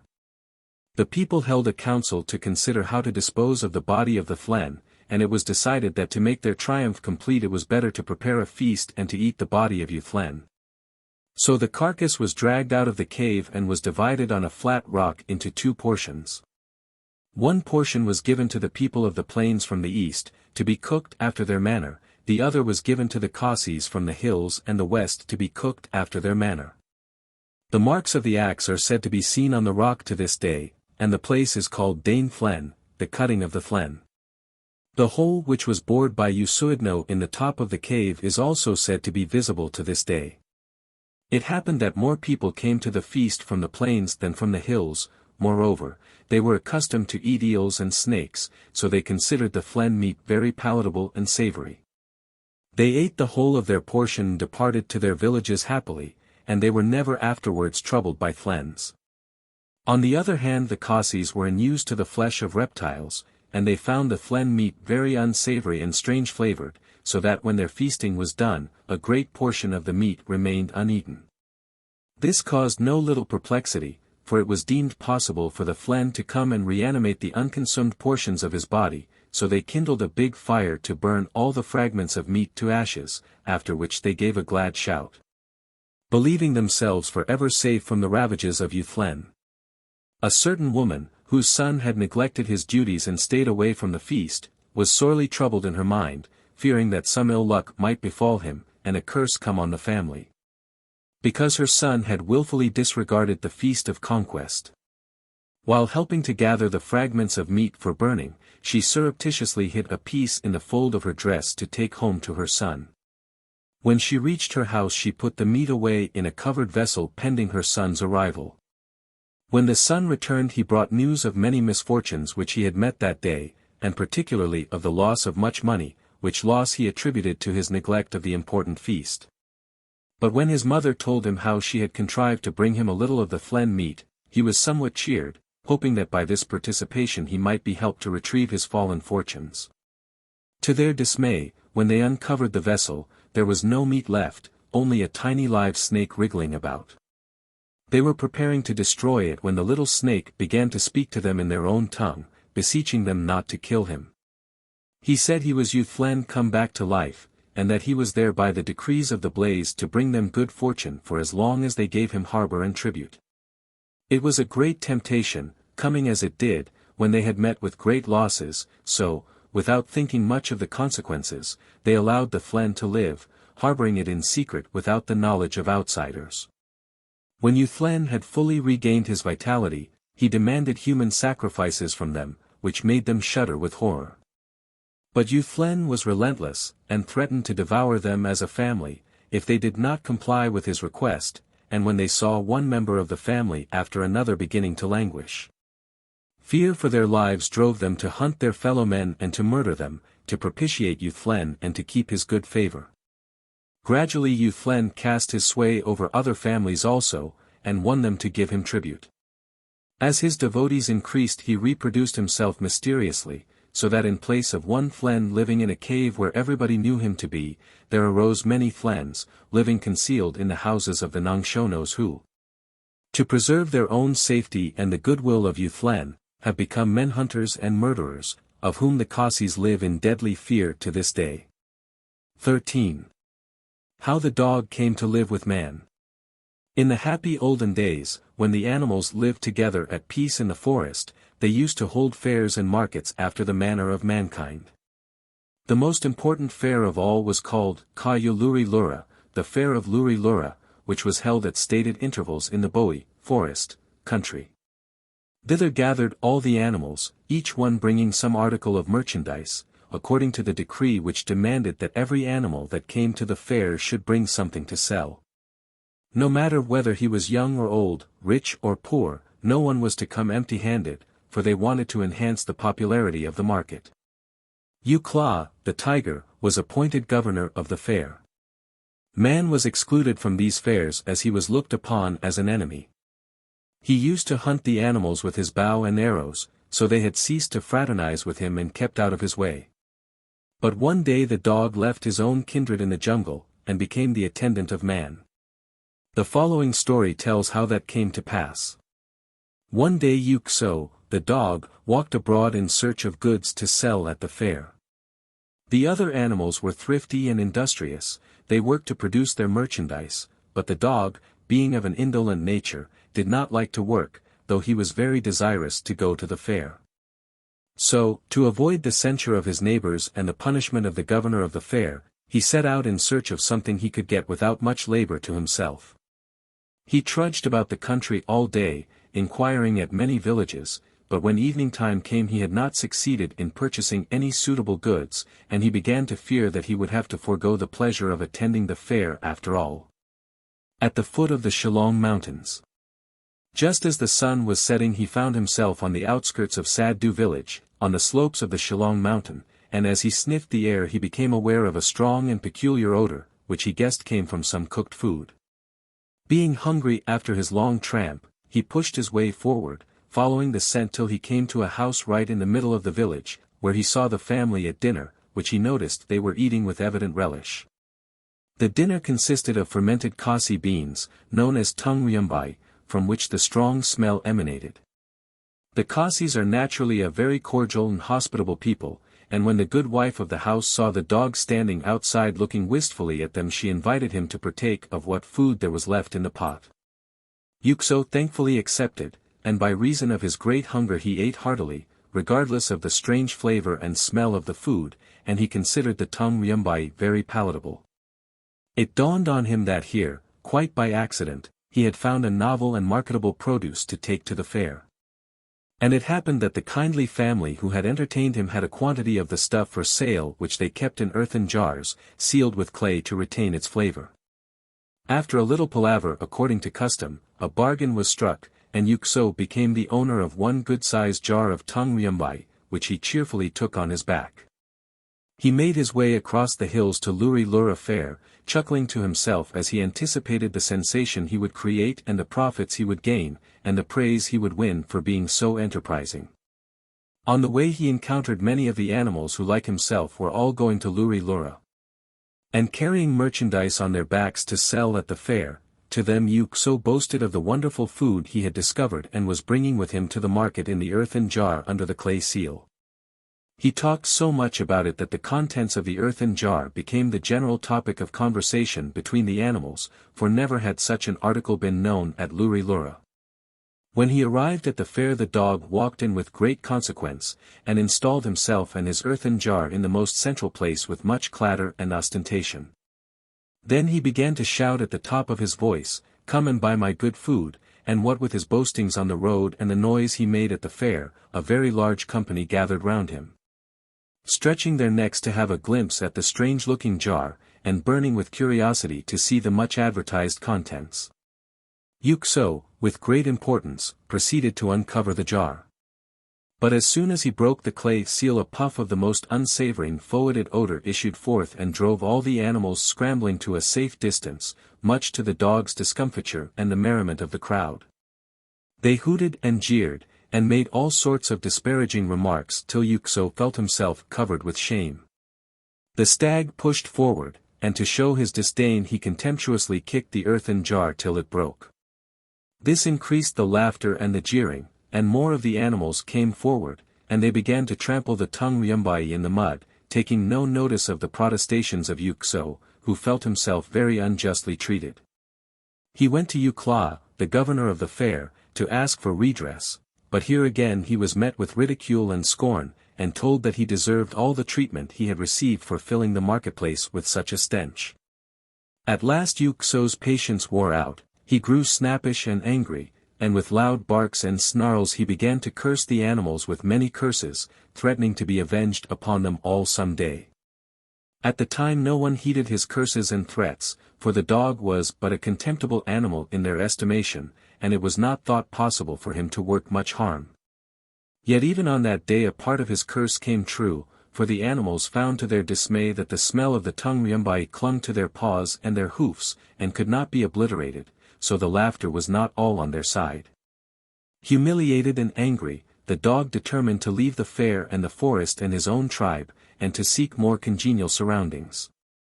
So he went away from Luri Lura, never to return, and came once more to Sadu village, to the house of the family from whom he had bought the offending food.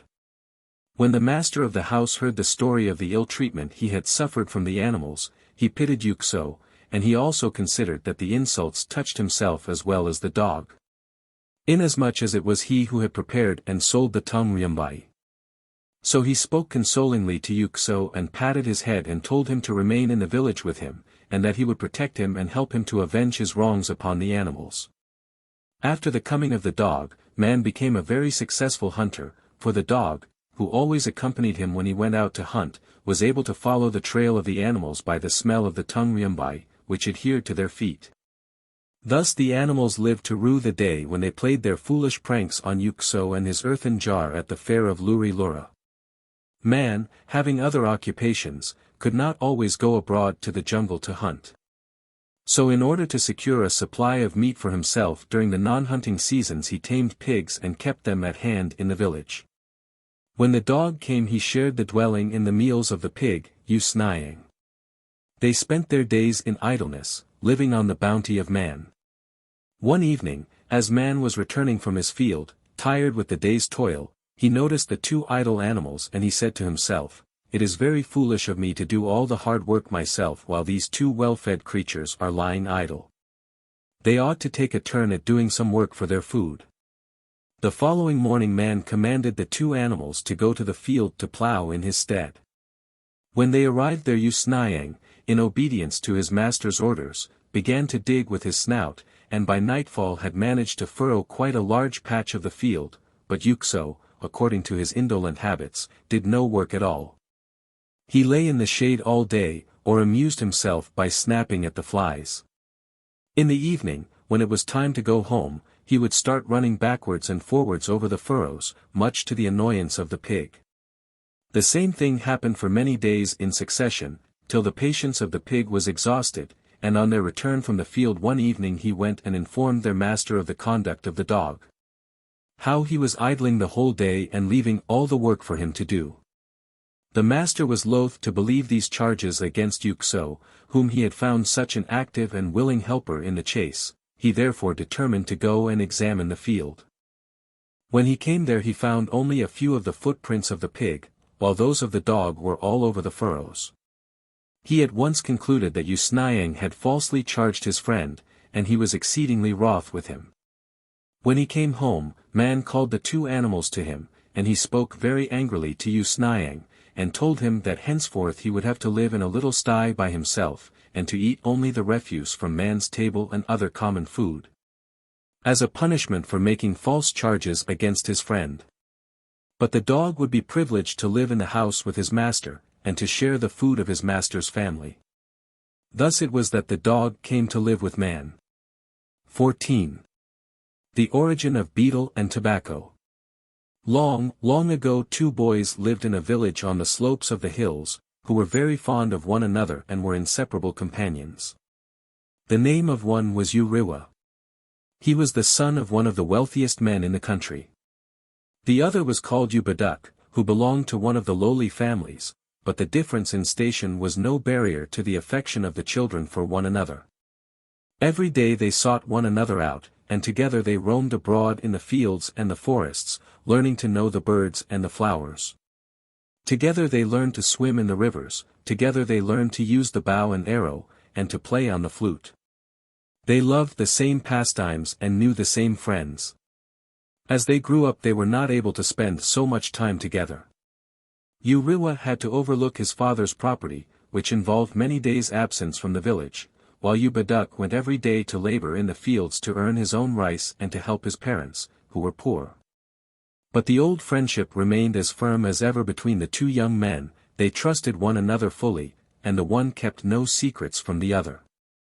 In the course of time they took to themselves wives and became the heads of families. Uriwa's wife, like himself, belonged to one of the wealthy families, so that by his marriage his influence in the village increased, and he became very rich and prosperous. Ubaduk also married into his own class and went to live in a distant village, but he never gathered riches like his friend. Nevertheless he was very happy. He had a good and thrifty wife, and side by side they daily toiled in the fields to supply their simple wants as a family.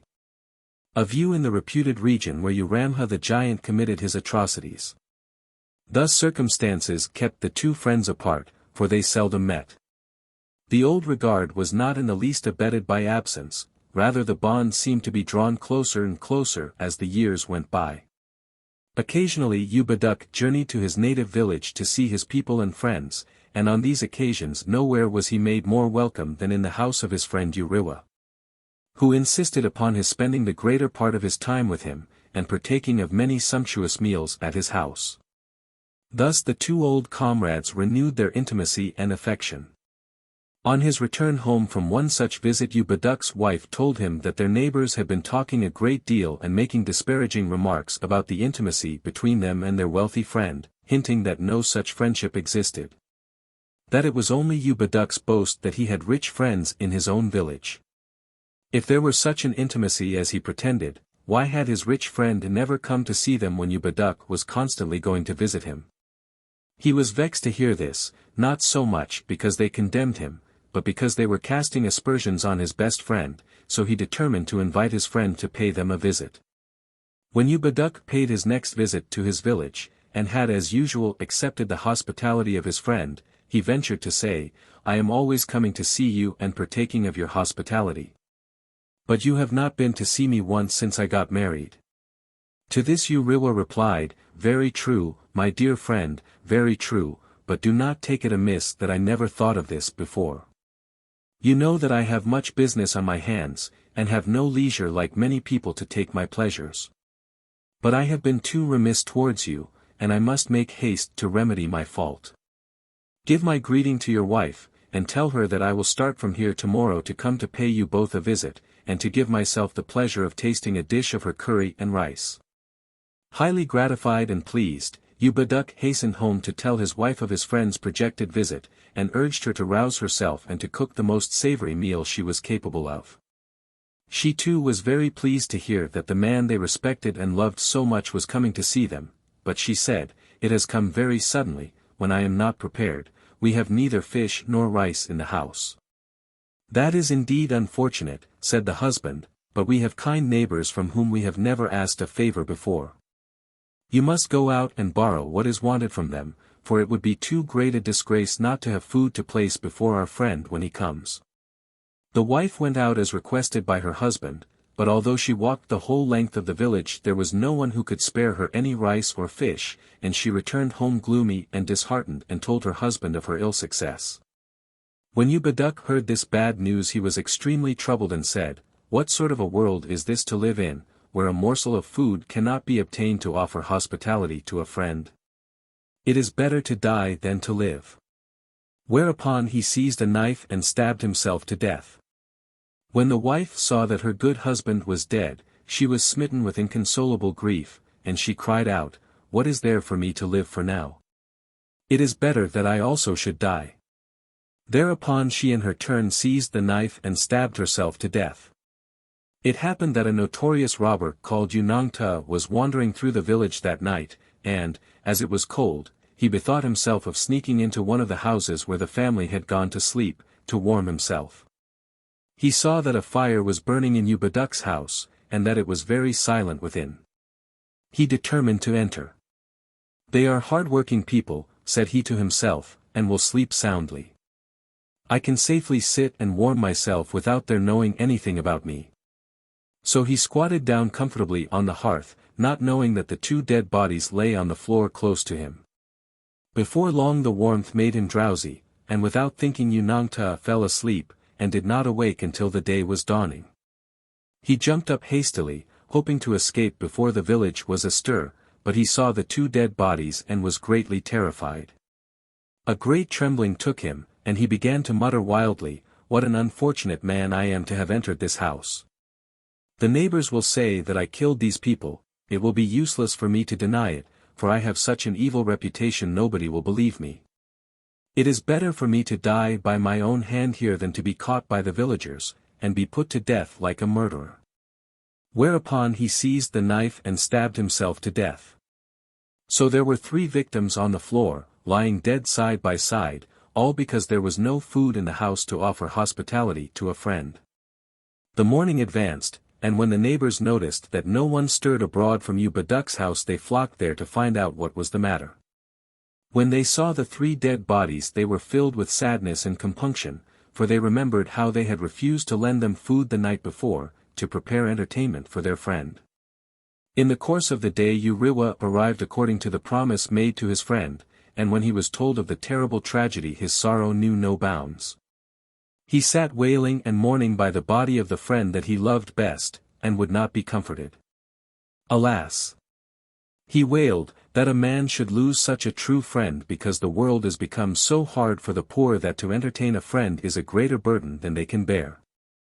For many hours he wept and sorrowed, praying to the great God to show a way of keeping up the customs of hospitality without the poor having to suffer and be crushed, as his own good friend had been crushed. Just about that time the great God walked abroad to look on the universe, and he saw the sorrow of Uriwa, and took pity on his tears, and made known that from henceforth he would cause to grow 3 valuable plants, which were to be used by mankind in future as the means of entertainment, whereby the poor as well as the rich could indulge in the entertainment of friends without being burdened. Immediately 3 trees which had never been known to mankind before were seen springing up from the ground where the dead bodies lay. They were the betel, the pan, and the tobacco. From that time it became a point of etiquette in Khasi households, rich and poor alike, to offer betel nut and pan or a whiff of tobacco from the hookah to friends when they make calls. 15. The Stag and the Snail. On the day of the animals' fair at Luri Lura, the stag and the snail met. It was a very hot day, and the animals as they traveled to the fair eagerly sought the shelter of the trees. There was a large rubber grove in the forest, and thither many of the animals hasted, panting from the great heat, and there laid down their burdens for a while and rested in the cool shades. It was a familiar rendezvous, and many of the animals turned there, as much from habit as from fatigue, glad to meet old acquaintances. On the day which concerns this story there was an unusually large throng, and they chatted together sociably about the different events of their lives and the circumstances of their neighbors. In one corner a group were noisily comparing notes with one another about the length of time it had taken them to travel certain distances. In this group was the stag, who monopolized the conversation, and boasted of his own speed, and the buffalo, trying to be affable, said that they were bound to admit that the stag was now the swiftest animal in the jungle. Since the dog had run away to man, and the entire company nodded in agreement. There was, however, a little gray snail in the grass with her shell on her back, who was very disgusted with the boastings of the animals, especially of the stag, as if swiftness was the only virtue to which an animal ought to aspire. In order to put a stop to their talk, she called out mockingly for them to look at the lather that covered their bodies from overexertion, and to compare her own cool skin, which had not perspired at all in spite of the journey. Consequently, she claimed the honors for good traveling for herself. This was received with much displeasure by the animals, who felt that their dignity had been flouted, for the snail was an insect in their estimation, not fit to be admitted to their august company. The stag began to canter gracefully round the grove to prove his superiority, his fellow animals applauding admiringly. But the little snail was not to be silenced, and to show her contempt she challenged the stag to run a long race with her, declaring that she would beat him. Many of the animals urged the stag not to heed the challenge of the snail, as it was only given to affront him, but he said that unless he would run she would always insult him and call him a coward who had shown fear of a snail. So it was settled that the stag and the snail should run a long race, from the rubber grove to the top of Mount Shillong, on the animal's return from Luri Lura. The name of this little grey snail was Ka Mata. As soon as the animals left the grove, she summoned together all her tribe to consider how to proceed so as to beat the stag in the long race. Many of the snail family found fault with her for her foolish challenge, but they were all prepared to help her out of her difficulty, and to save her from the disgrace of defeat. It was decided in the family council that the snails should form themselves into a long line edging the path all the way from the rubber grove to Mount Shillong, and hide themselves in the grass, so as not to be discovered by the stag. So the snails dispersed and formed themselves into a long line on the edge of the path. As soon as they had sold their wares, the animals hastened to the grove, laughing among themselves as they walked at the foolishness of Ka Mata in setting herself up against the swiftest of the animals. And they planned how to make her the general laughingstock of the jungle for her audacity. When they reached the rubber grove, they found Ka Mata ready for the race, having discarded her cumbersome shell and put herself into a racing attitude on the path, which caused them no little amusement. As soon as the signal was given, she dived into the grass and was lost to sight, while the stag cantered towards the mountains. After going some distance, he stopped, thinking that there would be no need to run further, as he imagined that the snail was far behind and likely to have given up the race, so he called out, "Hey, Mata, art thou coming?" To his surprise, the voice of the snail answered close beside him, saying, "I am here, I am here." Thereupon he ran on more swiftly, but after running several miles he stopped again and called out as before, "Hey, Mata, art thou coming?" And again the voice answered close to his heels, "I am here, I am here," upon which the stag tore off at a terrific pace through the forest, only stopping at intervals to call out to the snail. As often as he called, the voice answered close to his feet, "I am here, I am here," which set him racing with ever-increasing speed. When he reached the XXIII mountain, he was panting and quivering from his great exertions and longed to lie down to rest, but he saw before him the goal to which he was bound, and spurred himself to a last effort. He was so exhausted as he climbed up the slopes of Shillong that he was giddy and faint, and could scarcely move his wearied limbs, and, to his dismay, before he reached the summit, he heard the tormenting voice of the snail calling out from the goal, "I have won, I have won." Exhausted and defeated, the stag threw himself full length on the ground, and his disappointment and the sickness due to the terrible strain he had put on himself caused him to spit out his gallbladder.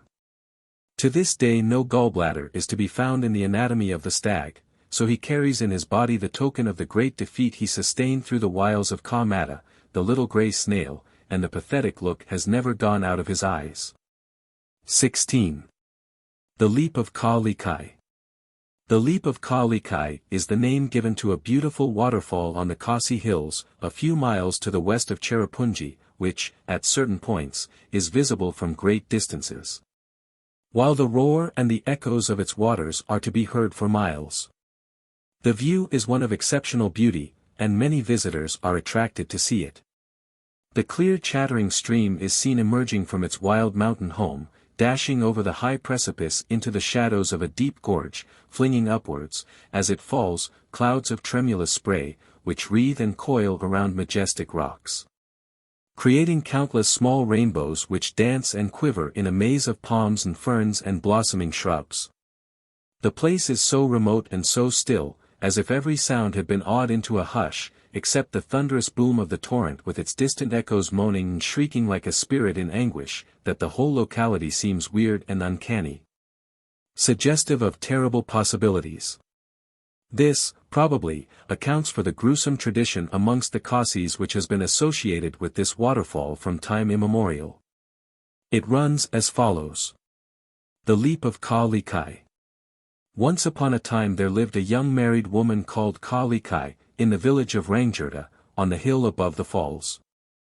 She and her husband lived very happily together and rejoiced in the possession of a baby girl of great beauty. The young husband died when the child was still a babe, and from that time Ka Likai's whole heart became wrapped up in the child. She found it very hard to earn enough money to maintain them both, so she was persuaded to marry again, thinking to have her own burden lightened, and to obtain more comforts for her child. The new husband was a selfish and a somewhat brutal man. He was exceedingly jealous of his little stepdaughter, because his wife paid her so much attention, and when he found that he had been accepted as a husband by Khasi merely for the benefit of the child, he was so mortified that he grew to hate her and determined to do her some mischief. He became sulky in the home and refused to go out to work, but he forced his wife to go every day, and during her absence he bullied and ill-treated the child. One day Khasi had to go on a long journey to carry iron ore, and this gave the cruel stepfather the opportunity he sought to carry out his evil purpose, and he killed the child. So depraved had he become and so demoniacal was his hatred, that he determined to inflict even a worse horror upon his wife. He took portions of the body and cooked them against the mother's return, and waited in silence for her coming. When Khasi reached her home in the evening, she was surprised to find her husband in a seemingly kinder mood than he had shown for a long time, having cooked her supper and set it ready for her, with unusual consideration. She noticed the absence of the child, and immediately asked where she was, but the man's plausible answer that she had just gone out to play dispelled every misgiving, and she sat down to eat without a suspicion of evil. After finishing her supper, she drew forward the betel-nut basket to prepare betel and pan to chew, according to custom after a meal. It happened that one of the hands of the murdered girl had been left by the stepfather in this basket, and the mother at once saw and recognized it. She wildly demanded the meaning of the awful discovery, whereupon the man confessed his crime, and also told her how she herself had eaten of the flesh of her own child. The terrible and overwhelming revelation took away the mother's reason. She rose distractedly, and, running to the edge of the precipice, threw herself into the abyss. Ever since then the falls have been called the leap of Khasi, and the doleful moans of their echoes are said to be the echoes of Khasi's anguished cries. To this day, when widows with children are contemplating second marriages, they are cautioned to be careful and to use judgment, with the warning, remember Khasi. 17. What caused the shadows on the moon? In the early ages there lived a family of deities, consisting of a mother and 4 children, 3 daughters and 1 son. They lived very happily for many long years, the children showing great respect to their mother and to one another. Their names were water, Ding, fire, and Khasi, the sun, and the boy was called Ubnai, the moon. They were all very noble and beautiful to look upon, as became their high destiny, but it was universally agreed that Khasi and Ubnai, the 2 youngest, possessed greater beauty and loveliness than the 2 elder sisters. In those days the moon was equal to the sun in brightness and splendor. When Ubnai grew up he began to show somewhat wayward tendencies. He came and went at his own will, without consulting his mother or his sisters, and consorted with companions far beneath him in rank. Sometimes he would absent himself from home for many days, and none of his family knew whither he wandered. His mother often remonstrated with him, as is right for every mother to do, and she and his sisters endeavored to guide him into more decorous habits, but he was willful and self-indulgent. Thinking that he had a right to more liberty than his womenfolk allowed him. By degrees he abandoned himself to a life of pleasure and wild pursuits, paying no heed to the advice and warnings of his elders. Once he followed some of his low associates into the nether regions and spent a long time in that land of goblins and vice. After a while his thoughts came back to his family in his erstwhile radiant home, and a longing to see them came over him, so he quitted the nether regions, and left his evil companions, and returned to his home and his kindred. He had gazed so long on the hideous faces of the inhabitants of the dark world, that he was dazzled by the beauty of his sister Khasi, who came to meet him with smiles and joy for his return. He had also lost the right perception of duty and honor, and, instead of greeting her as his sister, he went to his mother and with unbrotherly wantonness demanded the hand of Khasi in marriage. Saying that he had traveled throughout many worlds, and had seen the sons of all nations, but there was no suitor to be found in the whole universe whose beauty could match that of Khasi, except himself.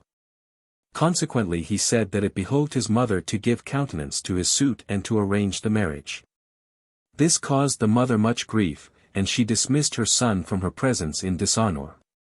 Khasi, when she heard of his design, was enraged because of his unchaste proposal, and in anger she went forth to seek her brother. When she found him she forgot her usual dignity and decorum, and, lifting a handful of hot ashes, she threw it into Ubanet's face. The ashes scorched his flesh so deeply that the marks have remained on his face to this day. Ever since then the light of the moon has been pale, marred by dark shadows, and that is the reason he does not show his face in the daytime. 18. XXIII. The ancient Khasis were wont to people all their beautiful hills and forests with innumerable supernatural beings, who were supposed to be working in the world either for good or for evil, and dominating all the events of men's lives.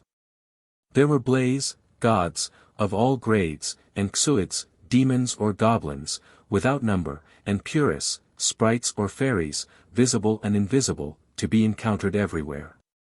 The religious observances of the Khasis are mainly intended to fulfill obligations supposed to be imposed upon them by these imaginary beings, who are described as quick to take offense and difficult to appease. Hence the many and complicated ceremonies which the Khasi religion demands. One of the most familiar names in ancient lore is that of XXIII, a deformed and lame demon who haunted the forests and tormented mankind, and for his misdeeds had been doomed to suffer from an incurable and loathsome itching disease, which could only be allayed by the touch of a human hand. All the stories related of this repulsive demon are concerned with his forbidding personality and the tortures he inflicted on the victims he captured purposely to force them to rub his body and relieve the terrible itching to which he had been doomed. He used to tickle them to death with his deformed and claw-like hands if they tried to desist from their sickening task. The reputed haunt of XXIII. To lure people into his grasp, he used to imitate the human voice and to shout, "Kahoit, Kahoit." The common signal cry of people who lose their companions or their way, a cry to which all humane travelers quickly respond, for it is considered equivalent to murder to ignore the signal cry without going to the rescue. In this way XXIII was able to locate the whereabouts of lonely wanderers, and thither he would direct his unsteady steps, skipping and hobbling through the jungle, until he came up to them and made them his captives. In those days a great fair was periodically held at the foot of the hills, and to this the Khasis from all over the country were wont to resort, especially the younger folk, who were fond of pleasure and liked to see the show of fine cloths brought there for sale. It happened that two young sisters from the hills, Khade and Khada, with their brother, attended one of these fairs in the company of some of their neighbors. It was their first visit to a fair, and they were so taken up with the wonders of it that they forgot all about the time, and walked to and fro, gazing at the strange people and wares, until unconsciously they drifted away from their friends.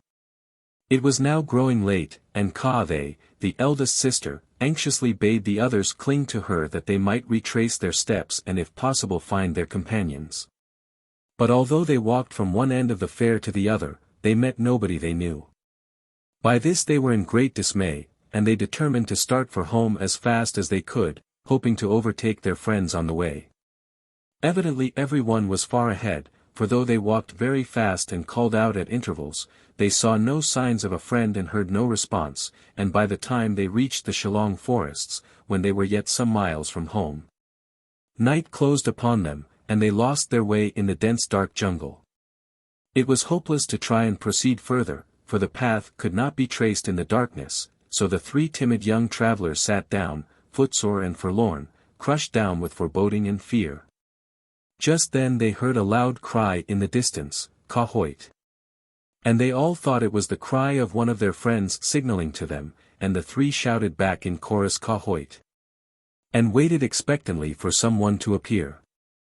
To their horror they saw approaching, not a friend as they had expected, but the deformed and diseased figure of a hideous XXIII, upon which they realized that they had responded to the mimic cry of XXIII, whom they had often heard described, and against answering whose call they had often been warned.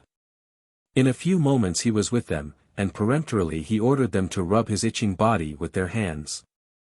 Although they sickened at the contact, they knew better than to disobey, for XXIII was known to be very cruel, tickling to death those who dared to disobey him. It happened that the young brother escaped being seen by the demon, a fact which they hoped might turn to their advantage, for she had an alert and a resourceful mind. She motioned to him to squat down on the ground, and she hastily took off the leaf umbrella, hanging from her shoulders, and covered him with it. Soothed by the touch of the young maiden's hands, the XXIII began to dose. With a little contrivance, they succeeded in approaching her brother, quickly stuck some shrubs in the to make it look like the surrounding jungle, and whispered to him to crawl away as soon as the dawn broke, and seek the path to their village to carry the news of their fate to their parents, and bid them offer sacrifices to the god of Shillong, in whose territory they had been captured, for their deliverance. With the help of the shrub-covered the boy got away at dawn unobserved, and reached his home, whereupon his parents offered sacrifices to Shillong for the deliverance of their daughters. Whenever the XXIII fell asleep, the sisters were able to take turns at their unpleasant task. In order to lighten their lot somewhat, they planned to kindle a fire for the following night, and they collected dry sticks and made ready. When night fell, they kindled the fire and felt less afraid. During the night, in putting some fresh wood on the fire, found a large, heavy dao, an axe knife, of iron, which she showed to her sister, who at once took it as an augury that deliverance was forthcoming, and that the god of Shillong was working for them. She at once began to think of a plan whereby the dao might be useful to break the spell of the demon and to free her sister and herself from his power.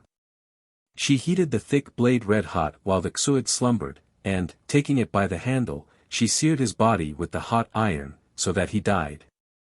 Such, however, is the tenacity of all XXIIIs that, even when they are killed and die, they do not go out of existence. XXIII Tinjang could no longer resume the form of a demon as he had formerly done, but he could assume some other form and remain in his old haunts. The form he chose was that of a jermy, a creeper of a tough and tenacious nature which entangles the feet of hunters when they run in the chase, and saps the life out of the forest trees, and destroys the plants cultivated by mankind. This plant is known to this day as the Tinjang creeper. 19. What makes the lightning? In the early days of the world, when the animals fraternized with mankind, they tried to emulate the manners and customs of men, and they spoke their language.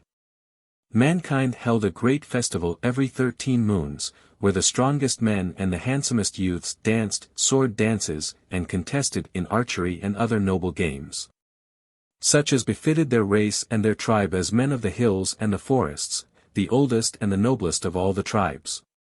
The animals used to attend these festivals and enjoyed watching the games and the dances.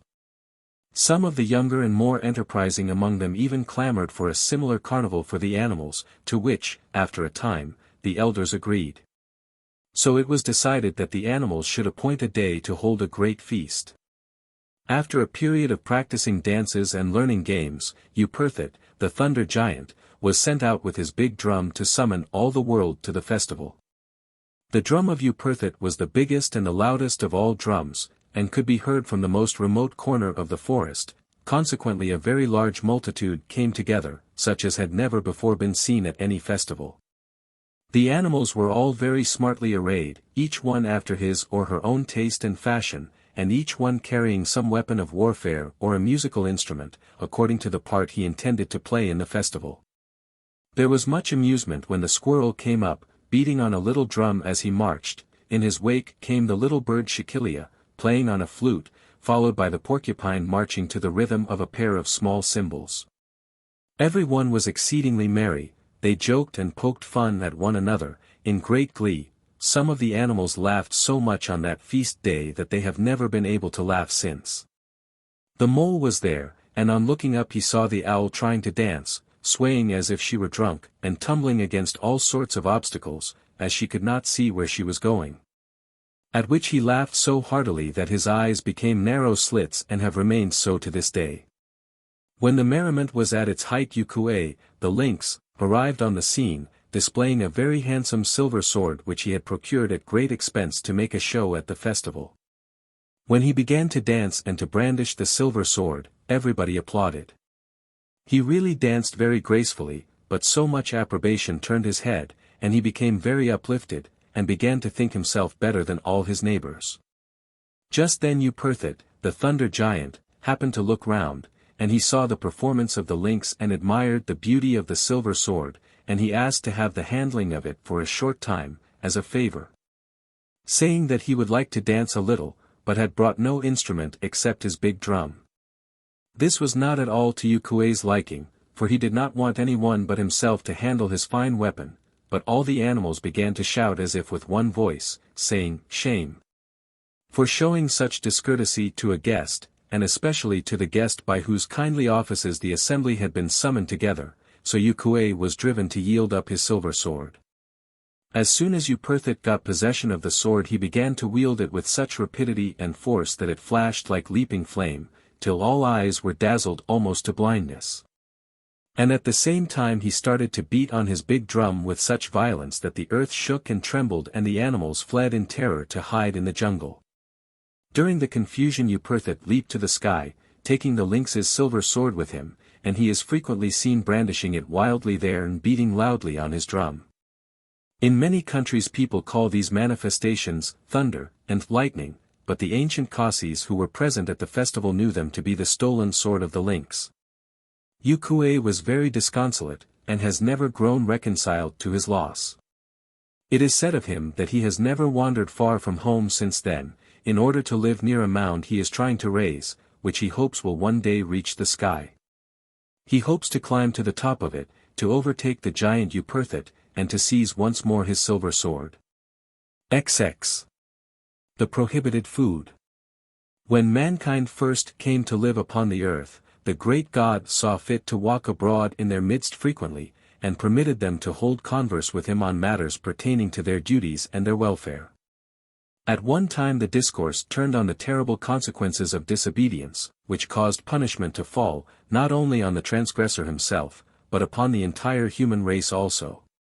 The man could not comprehend the mystery and sought for enlightenment from God, and in order to help him to understand, the great God said unto him, "Do thou retire for 7 days to meditate upon this matter.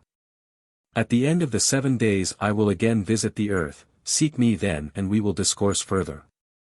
In the meantime go into the forest and hew down the giant tree which I point out to thee, and on thy peril beware of cutting down any other trees." And he pointed out a large tree in the middle of the forest. Thereupon the great God ascended into heaven, and the man went forth to meditate and to cut down the giant tree, as he had been commanded. At the expiration of 7 days the man came to the appointed place and the great God came to him.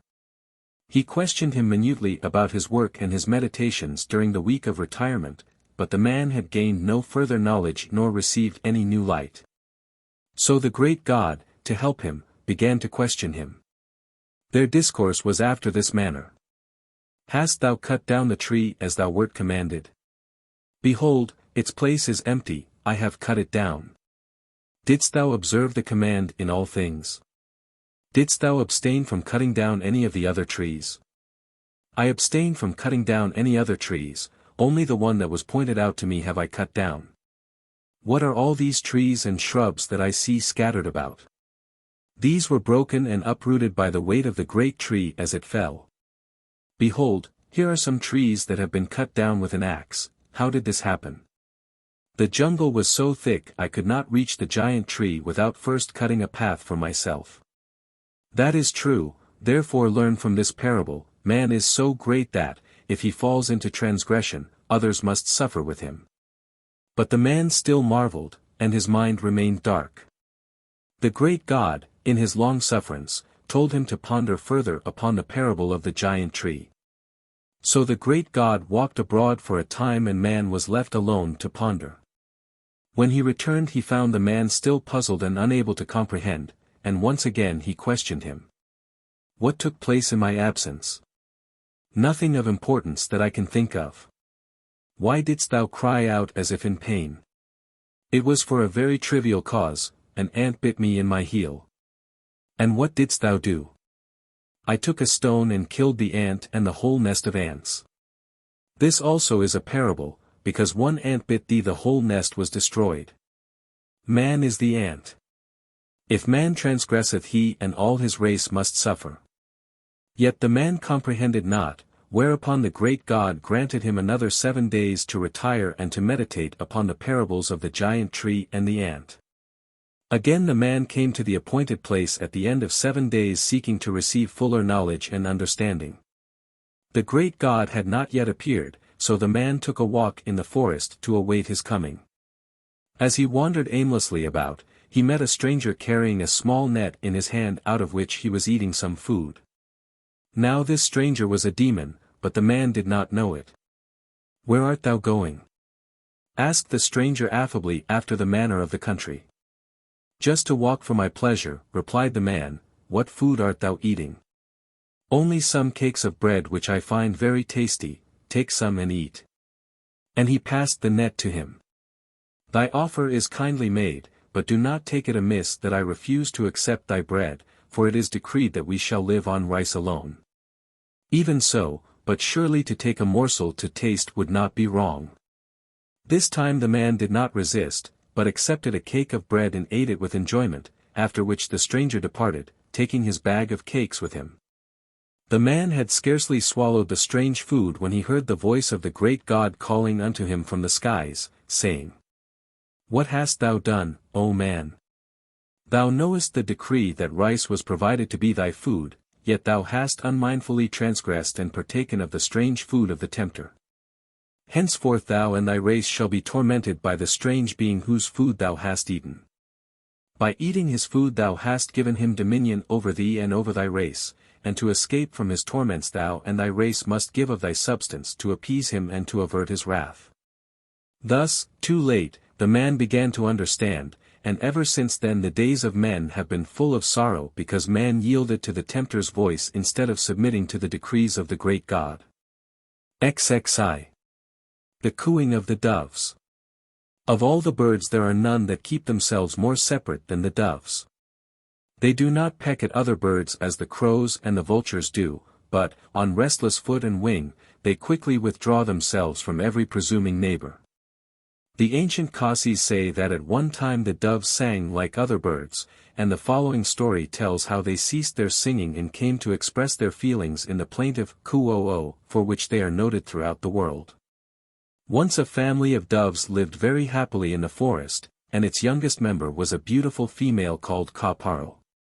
Her parents and all the family were very indulgent to her, and never permitted her to risk the danger of the grain fields until they had ascertained that there were no hunters or wild beasts likely to attack her. So Ka-paro used to stay in the shelter of her home until they gave a signal that the land was safe and clear. One day, while waiting for the signal, she happened to go up into a tall tree on which there were clusters of luscious red berries growing. As the doves usually subsisted on grain, Ka-paro did not pay much attention to the berries. She sat on a branch, preening her feathers and watching other birds who came to pick them. By and by there came a smart young Gilliatt, a jungle bird with gorgeous green and gold feathers, who perched to pick berries upon the very branch on which Ka-paro sat. She had never seen such a beautiful bird, and to please him she sang to him one of her sweetest songs. Gilliatt was quickly attracted by the sweet voice and the gentle manners of the dove, and a pleasant intimacy grew between the two. Ka-paro came to that tree to preen her feathers and to sing every day, while the Gilliatt admired her and picked the berries. After a time Gilliatt sent to the dove's parents to ask her in marriage. Although their young daughter pressed them hard to give their consent, the parents were wise, and did not want to trust the happiness of their pet child to a stranger until they had time to test his worth. They knew too that marriages between alien tribes were scarcely ever a success. So, to test the constancy of the young suitor, they postponed the marriage till the winter, and with that the lovers had to be content. The parents remembered that the berries would be over by the winter, and it remained to be seen whether the Gilliatt would be willing to forego his luxuries and to share the frugal food of the doves. Or whether he would fly away to some other forests where berries were to be found. Ka-paro was so much in love that she was very confident of the fidelity of her suitor, but to her sorrow, as soon as the berries were finished, Gilliatt flitted away without even a word of farewell, and she never saw him again. From that time Ka-paro ceased to sing. She could only utter the longing and sorrow that was in her heart in sad and plaintive notes, so the doves are cooing sadly even in their happiest moments. XXI. How the monkey's color became gray. In olden times the monkeys had long hair of different colors covering their bodies, and they were much more handsome than they are in the present day. They were very inquisitive animals and liked to meddle in the affairs of other people, and they caused a lot of trouble in the world. One day a monkey wandering on the plains met Ram, the god of the Hindus, searching for the goddess Sita. Ram, thinking that the monkey by his inquisitiveness and audacity might help to find her, bribed him to come to his service. After making inquiries far and near, the monkey heard at last that Sita was confined in a fort in the island of Ceylon, so he went and told the god Ram. Thereupon Ram gathered together a great host to go and fight the king of the island of Ceylon, but they found the place infested with dragons and goblins of the most hostile disposition, so that they dared not venture to land. The hosts of Ram then held a consultation, and they decided that, as the monkey had been the cause of their coming there, he must find out a way for them to land without being destroyed by the dragons. The monkey, not knowing what to say, suggested that they should burn down the forests of Ceylon so that the dragons could have no place to hide.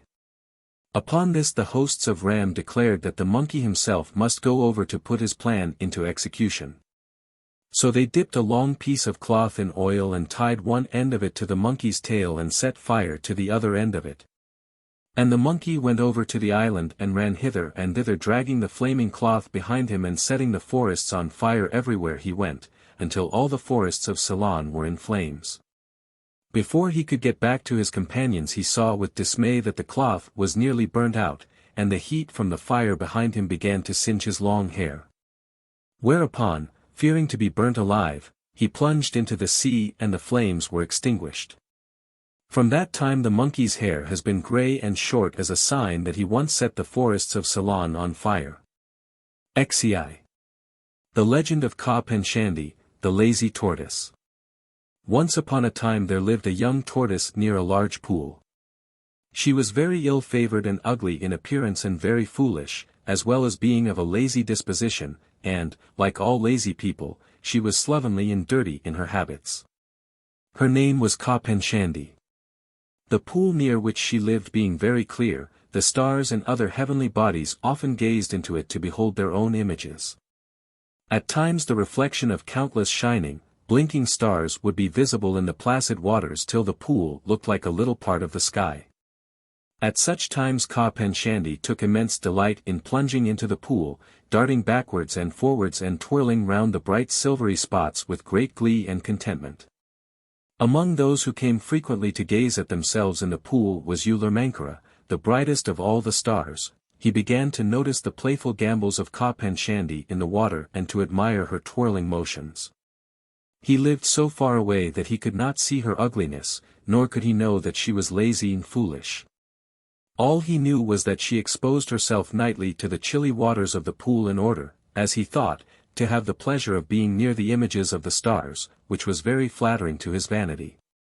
If she was so strongly attracted by their images, he thought to himself, how much more would she adore the real live stars if she were brought into contact with them.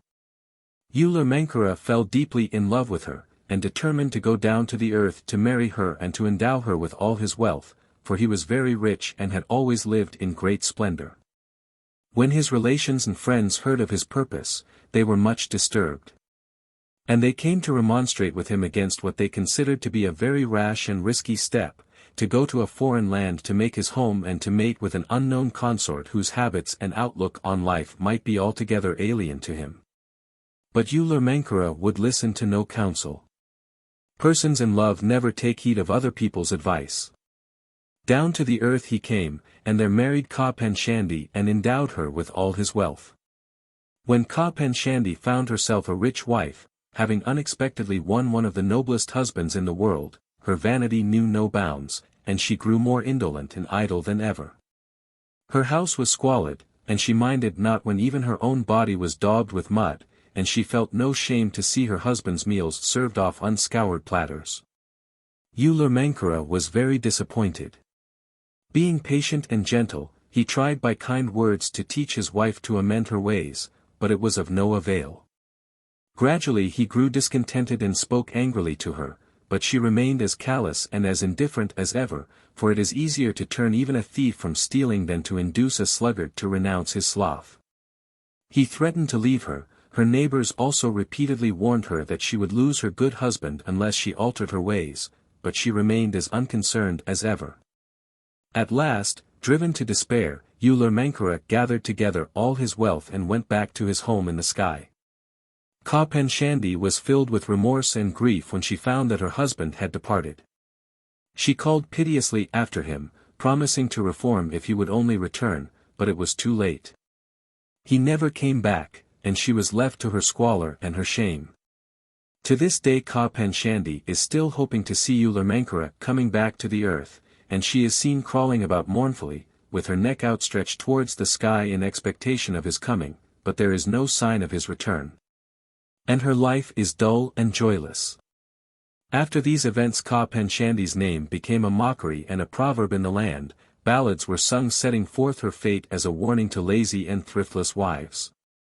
To the present day a forsaken wife who entertains hope of her husband's return is likened by the Khasis to Ka Panshandi in her expectant attitude with her head lifted above her shell, Ka Panshandi Demlorka. Ziv. The Idiot and the Hindit Bread. Long, long ago there lived on the Khasi hills a certain widow with her only son, a lad possessed of great personal beauty, who was mentally deficient, and was known in the village as VIII, the idiot. The mother, being very poor and having neither kith nor kin to help her, was obliged to go out to work every day to support herself and her hapless child, so he was left to his own devices, roaming at large in the village.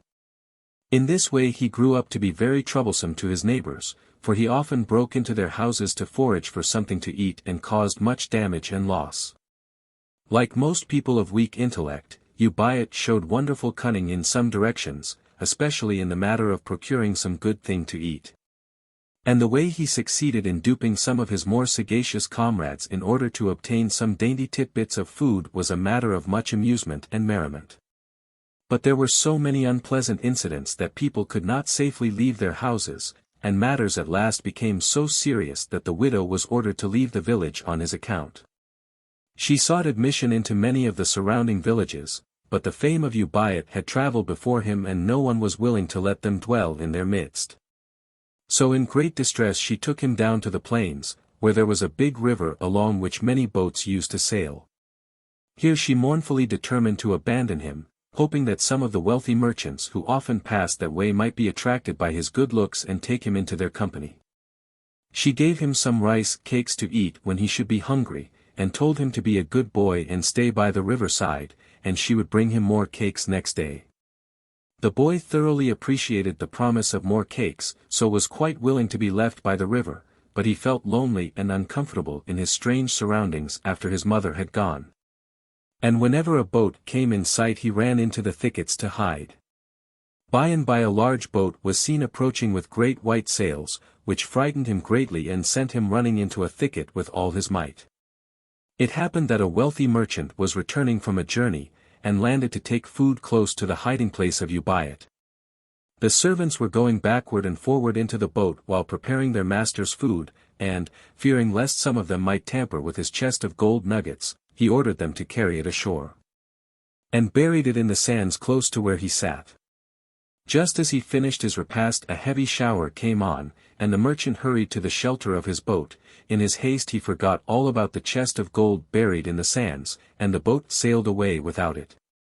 All this time the idiot boy was watching the proceedings with great curiosity and a longing to share the tempting meal, but fear of the boat with white sails kept him from showing himself. However, as soon as the boat was out of sight, he came out of the thicket and began to unearth the buried chest. When he saw the gold nuggets he thought they were some kind of cakes, and, putting one in his mouth, he tried to eat it.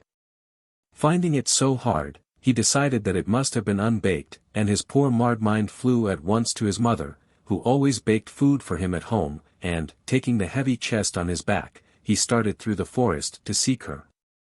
And his instinct, like that of a homing pigeon, brought him safely to his mother's door. It was quite dark when he reached the village, so that nobody saw him, but his mother was awake crying and lamenting her own hard fate which had driven her to desert her unfortunate child. As she cried she kept saying to herself that if only she possessed money she could have obtained the goodwill of her neighbors and been permitted to live with her boy in the village. She was surprised to hear sounds of shuffling at her door resembling the shuffling of her forsaken boy. She got up hurriedly to see who it was, and was relieved and joyful to find him come back to her alive. She marveled when she saw him carrying a heavy chest on his shoulders, and she could get but little light from his incoherent speech as to how he had obtained possession of it. But her eyes glittered with delight when she saw that it was full of gold nuggets. She allowed the lad to keep his delusion that they were cakes, and to pacify him she took some rice and made some savory cakes for him, pretending that she was baking the strange cakes from the chest. After eating these, he went to sleep satisfied and happy. Now the widow had been longing for gold all her life long, saying that she wanted it to provide better comforts for the son who could not look after himself, but the moment the gold came into her possession her heart was filled with greed. Not only was she not willing to part with any of the nuggets to obtain the favor of the villagers for her son, but she was planning to send him abroad again to search for more gold, regardless of the perils to which he would be exposed. She called him up before daybreak, and, giving him some rice cakes in a bag, she told him to go again to the riverside and to bring home more boxes of cakes for her to bake. So the boy started out on his fruitless errand, but soon lost his way in the jungle. He could find the path neither to the river nor to his mother's house, so he wandered about disconsolate and hungry in the dense woods, searching for hidden chests and unbaked cakes. In that forest many fairies had their haunts, but they were invisible to mankind. They knew all about the idiot boy and his sad history. And a great pity welled up in their hearts when they saw how the lust for gold had so corrupted his mother's feelings that she sent him alone and unprotected into the dangers of that great forest. They determined to try and induce him to accompany them to the land of the fairies, where he would be guarded from all harm and where willing hands would minister to all his wants. So 7 of the fairies transformed themselves into the likeness of mankind and put on strong wings like the wings of great eagles, and came to meet VIII in the jungle. By this time he had become exhausted with want of food, and as soon as he saw the fairies he called out eagerly to ask if they had any food. To which they replied that they had only some hindit bread, puhindit, which had been baked by the fairies in heaven. And when they gave him some of it, he ate it ravenously and held out his hand for more. This was just what the fairies wanted, for no human being can be taken to fairyland except of his own free will. So they said that they had no more to give in that place, but if he liked to come with them to the land of the fairies beyond the blue realm, he could have abundance of choice food and hindit cakes. He expressed his readiness to go at once, and asked them how he should get there. They told him to take hold of their wings, to cling firmly, and not to talk on the way, so he took hold of the wings of the fairies and the ascent to fairyland began. Now as they flew upwards there were many beautiful sights which gave the fairies great delight as they passed. They saw the glories of the highest mountains, and the endless expanse of forest and waters, and the fleeting shadows of the clouds, and the brilliant colors of the rainbow, dazzling in their transient beauty. But the idiot boy saw nothing of these things, his simple mind was absorbed in the one thought, food. When they had ascended to a great height and the borders of fairyland came into view, VIII could no longer repress his curiosity, and, forgetting all about the caution not to speak, he asked the fairies eagerly, "Will the hindit cakes be big?" As soon as he uttered the words he lost his hold on the fairies' wings and, falling to the earth with great velocity, he died. The Khasis relate this story mainly as a warning not to impose responsible duties on persons incapable of performing them, and not to raise people into high positions which they are not fitted to fill. XXV. Ramha. Where is the country without its giant story? All through the ages the world has reveled in tales of the incomparable prowess and the unrivaled strength and stature of great and distinguished men whom we have learned to call giants. We trace them from the days of Samson and Goliath, past the knights of Arthur in the Island of the Mighty, and the great warriors of ancient Greece, down to the mythland of our nursery days, where the exploits of the famous Jack and his confederates filled us with wonder and awe. Our world has been a world full of mighty men to whom all the nations pay tribute, and the Khasis in their small corner are not behind the rest of the world in this respect. For they also have on record the exploits of a giant whose fate was as strange as that of any famous giant in history. The name of the Khasi giant was Uramha. He lived in a dark age, and his vision was limited, but according to his lights and the requirements of his country and his generation, he performed great and wonderful feats, such as are performed by all orthodox giants all the world over.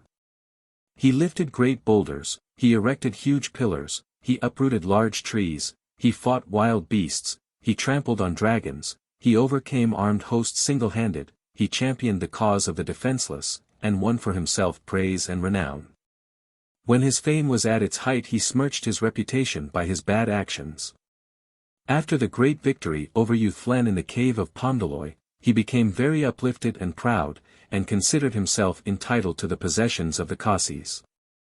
So instead of helping and defending his neighbors as of yore, he began to oppress and to plunder them, and came to be regarded as a notorious highwayman, to be avoided and dreaded, who committed thefts and crimes wherever he went.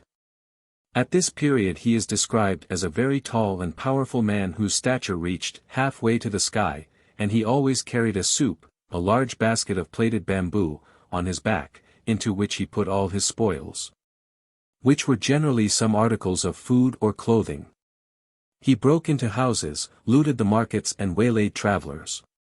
The plundered people used to run after him, clinging to his big soup, but he used to beat them and sometimes kill them, and by reason of his great strength and long strides he always got away with his booty, leaving havoc and devastation behind him. He was so strong and so terrible that no one could check his crimes or impose any punishments. There lived in the village of Chera in those days a wealthy woman called Khabthu, who had suffered much and often at the hands of Uramha, and whose anger against him burnt red-hot. She had pleaded urgently with the men of her village to rise in a body to avenge her wrongs, but they always said that it was useless.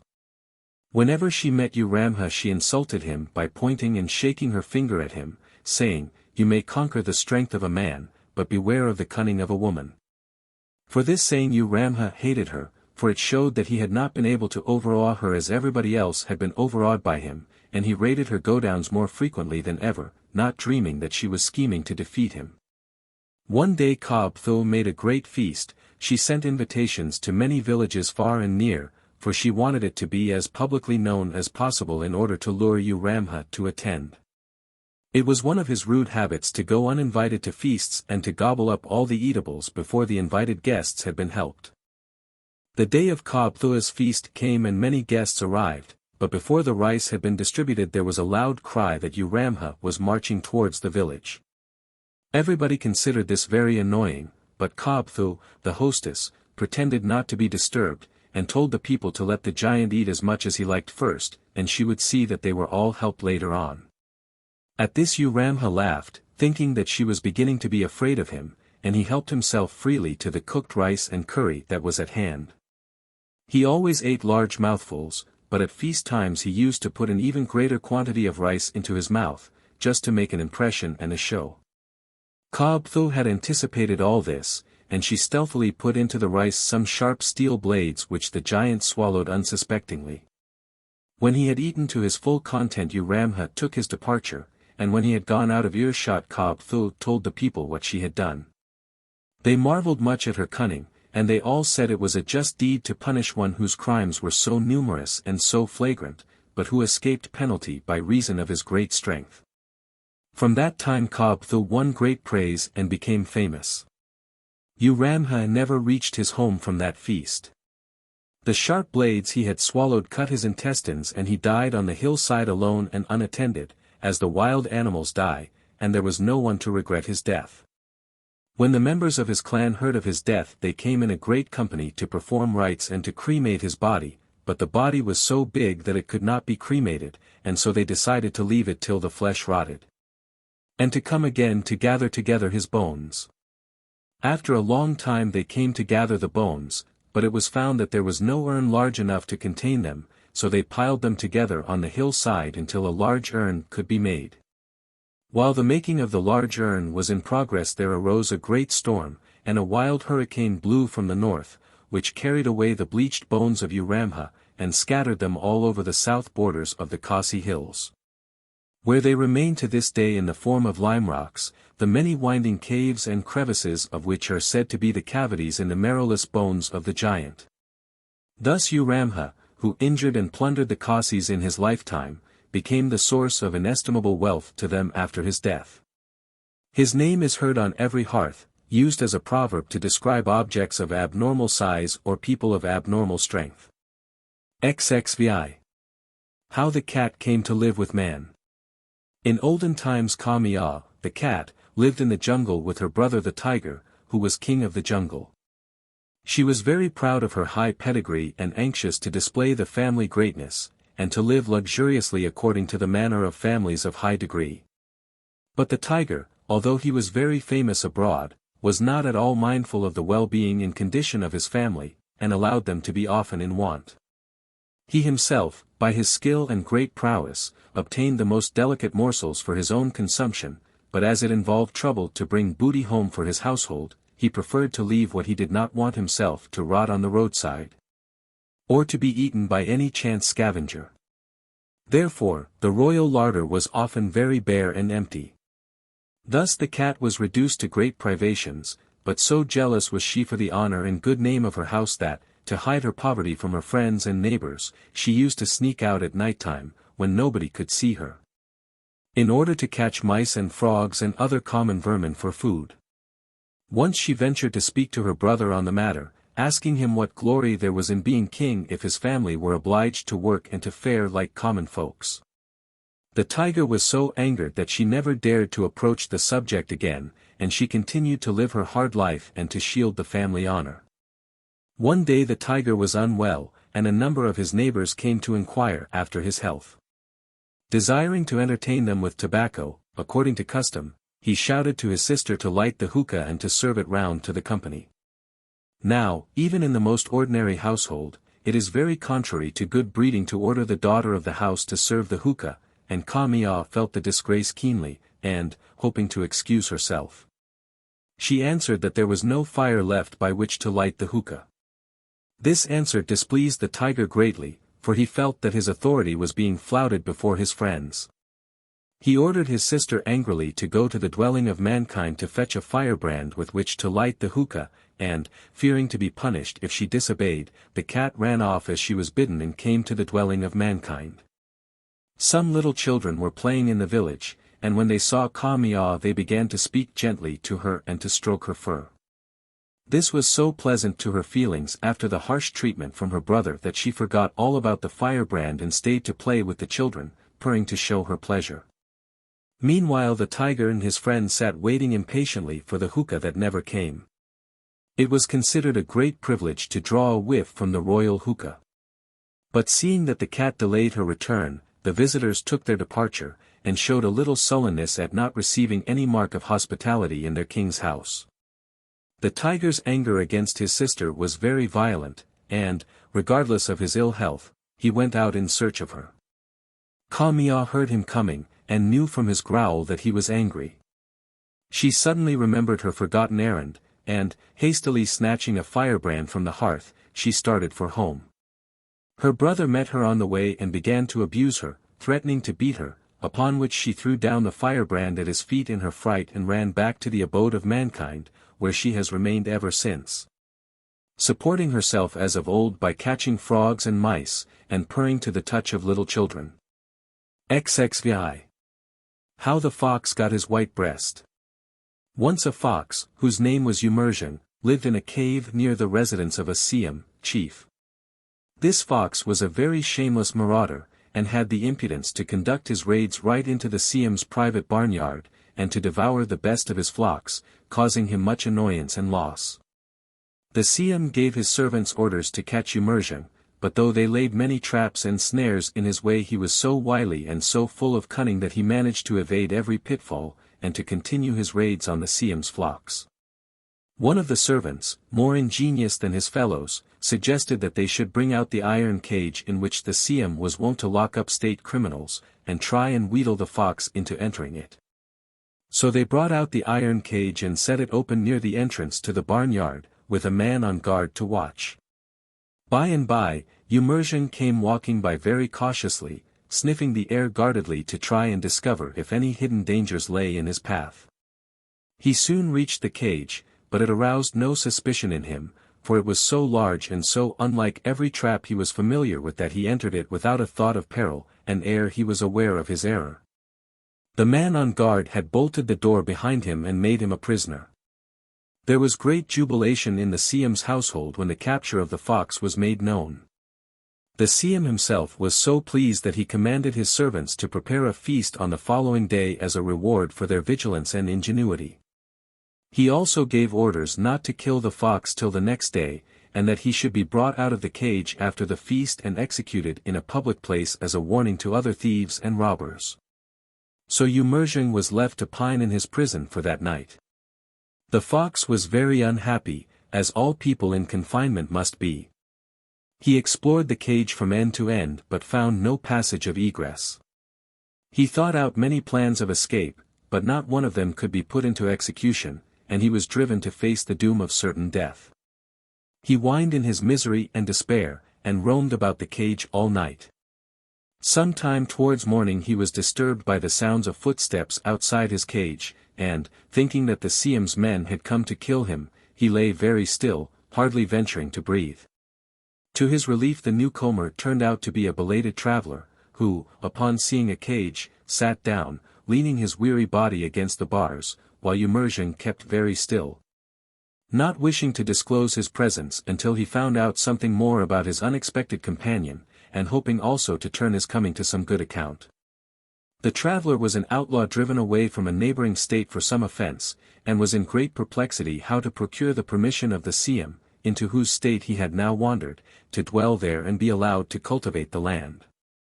Thinking that he was quite alone, he began to talk to himself, not knowing that a wily fox was listening attentively to all that he was saying.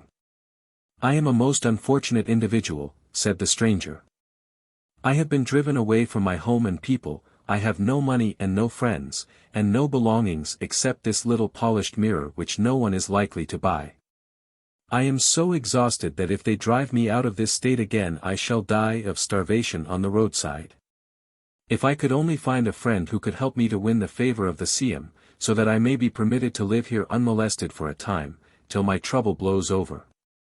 Emerson's heart was beating very fast with renewed hope when he heard these words, and he tried to think of some way to delude the stranger to imagine that he was someone who had influence with the XIII, and to get the man to open the cage and let him out. So with all the cunning he was capable of, he accosted the man in his most affable and courteous manner. "Friend and brother," he said, "do not despair. I think I can put you in the way, not only to win the XIII's favor, but to become a member of his family." The outlaw was greatly embarrassed when he discovered that someone had overheard him talking. It was such a dark night he could not see the fox, but thought that it was a fellowman who had accosted him. Fearing to commit himself further if he talked about himself, he tried to divert the conversation away from himself, and asked his companion who he was and what he was doing alone in the cage at night. The fox, nothing loath to monopolize the conversation, gave a most plausible account of his misfortunes, and his tale seemed so sincere and apparently true that it convinced the man on the instant. "There is great trouble in this state," said Emerson. "The only daughter of the XIII is sick, and according to the divinations she is likely to die unless she can be wedded before sunset tomorrow, and her bridegroom must be a native of some other state. The time was too short to send envoys to any of the neighboring states to arrange for the marriage, and as I happened to pass this way on a journey, the XIII's men forcibly detained me, on finding that I was a foreigner. And tomorrow they will compel me to marry the XIII's daughter, which is much against my will. If you open the door of this cage and let me out, you may become the XIII's son-in-law by taking my place in the cage." "What manner of man are you," asked the outlaw, "that you should disdain the honor of marrying the daughter of a XIII?" "You are mistaken to think that I disdain the honor," said the fox. "If I had been single I should have rejoiced in the privilege, but I am married already, and have a wife and family in my own village far from here, and my desire is to be released so that I may return to them." "In that case," replied the man, "I think you are right to refuse, but as for me it will be a most desirable union, and I shall be only too glad to exchange places with you." Thereupon he opened the door of the cage and went in, while Emerging slipped out, and bolted the door behind him. The man was so pleased with his seeming good fortune that at parting he took off his polished mirror which was suspended round his neck by a silver chain, and begged his companion to accept it in remembrance of their short but strange encounter. As he was handing it to Emerging, his hand came into contact with the fox's thick fur, and he realized then that he had been duped, and had, owing to his credulity, released the most thieving rogue in the forest. Regrets were vain. He was firmly imprisoned within the cage, while he heard the laughter of Emerging echoing in the distance as he hurried away to safety, taking the polished mirror with him. The fox was well aware that it was unsafe for him to remain any longer in that locality, so, after fastening the mirror firmly round his neck, he hastened away with all speed. And did not halt till he came to a remote and secluded part of the jungle, where he stopped to take his breath and to rest. Unknown to Emerging, a big tiger was lying in wait for prey in that part of the jungle, and, upon seeing the fox, made ready to spring upon him. But the fox, hearing some noise, turned round suddenly, and by that movement the polished mirror came right in front of the tiger's face. The tiger saw in it the reflection of his own big jaws and flaming eyes, from which he slunk away in terror, thinking that Emerging was some great tiger demon haunting the jungle in the shape of a fox. And from that time the tiger has never been known to attack the fox. One day, when hotly pursued by hunters, the fox plunged into a deep river. As he swam across, the flood carried away his polished mirror, but the stamp of it remains to this day on his breast in the form of a patch of white fur. XVIII. How the tiger got his strength. After the animals were created they were sent to live in the jungle. But they were so foolish that they got into one another's way and interfered one with another and caused much inconvenience in the world. In order to produce better order, the gods, called together a durbar to decide on the different qualities with which it would be well to endow the animals, so as to make them intelligent and able to live in harmony with one another. After this, mankind and all the animals were summoned to the presence of the blaze, and each one was given such intelligence and sense as seemed best to suit his might and disposition. The man received beauty and wisdom. And to the tiger were given craftiness and the power to walk silently. When the man returned to his kindred, and his mother beheld him, her heart was lifted with pride, for she knew that the blaze had given to him the best of their gifts. And that henceforth all the animals would be inferior to him in beauty and intelligence. Realizing with regret that he had not received physical strength equal to the beauty of his person, and that consequently his life would be always in danger, she told her son to go back to the blaze to ask for the gift of strength. The man went back to the blaze according to the command of his mother, but it was so late when he arrived that the blaze were about to retire. Seeing that he was comelier than any of the animals and possessed more wisdom, which made him worthy of the gift of strength, they told him to come on the morrow and they would bestow upon him the desired gift. The man was dismissed till the following day, but he went away happy in his mind, knowing that the blaze would not go back on their word. Now it happened that the tiger was roaming about in that vicinity, and by reason of his silent tread he managed to come unobserved near enough to hear the blaze and the man talking about the gift of strength. He determined to forestall the man on the morrow, and to obtain the gift of strength for himself. Soon he slunk away lest it should be discovered that he had been listening. Early on the following morning, before the blaze had come forth from their retirement, the tiger went to their abode and sent in a messenger to say that he had come according to their command to obtain the gift of strength. Upon which the blaze endowed him with strength 12 times greater than what he had before possessed, thinking that they were bestowing it upon the man. The tiger felt himself growing strong, and as soon as he left the abode of the blaze, he leaped forward 12 strides, and 12 strides upward, and so strong was he that it was unto him but as one short stride. Then he knew that he had truly forestalled the man, and had obtained the gift of strength, and could overcome men in battle. Later in the day, in accordance with the command he had received, the man set out for the abode of the blaze, but on the way the tiger met him and challenged him to fight, and began to leap and bound upwards and forwards to show how strong he was. and said that he had received the 12 strengths, and no one would be able to withstand him.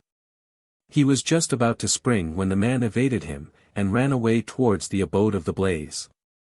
When he came there and presented himself before them, they asked him angrily, "Why dost thou come again to trouble us? We have already given thee the gift of strength." Then the man knew that the tiger's boast was true, and he told the blaze of his encounter with the tiger on the way, and of his boast that he had obtained the gift of strength. They were greatly annoyed that deception had been practiced on them, but there is no decree by which to recall a gift when once it has been bestowed by the blaze.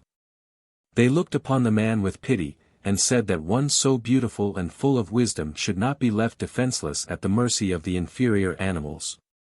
So they gave unto him a bow and an arrow, and told him, "When the tiger attacks thee with his strength, shoot, and the arrow will pierce his body and kill him.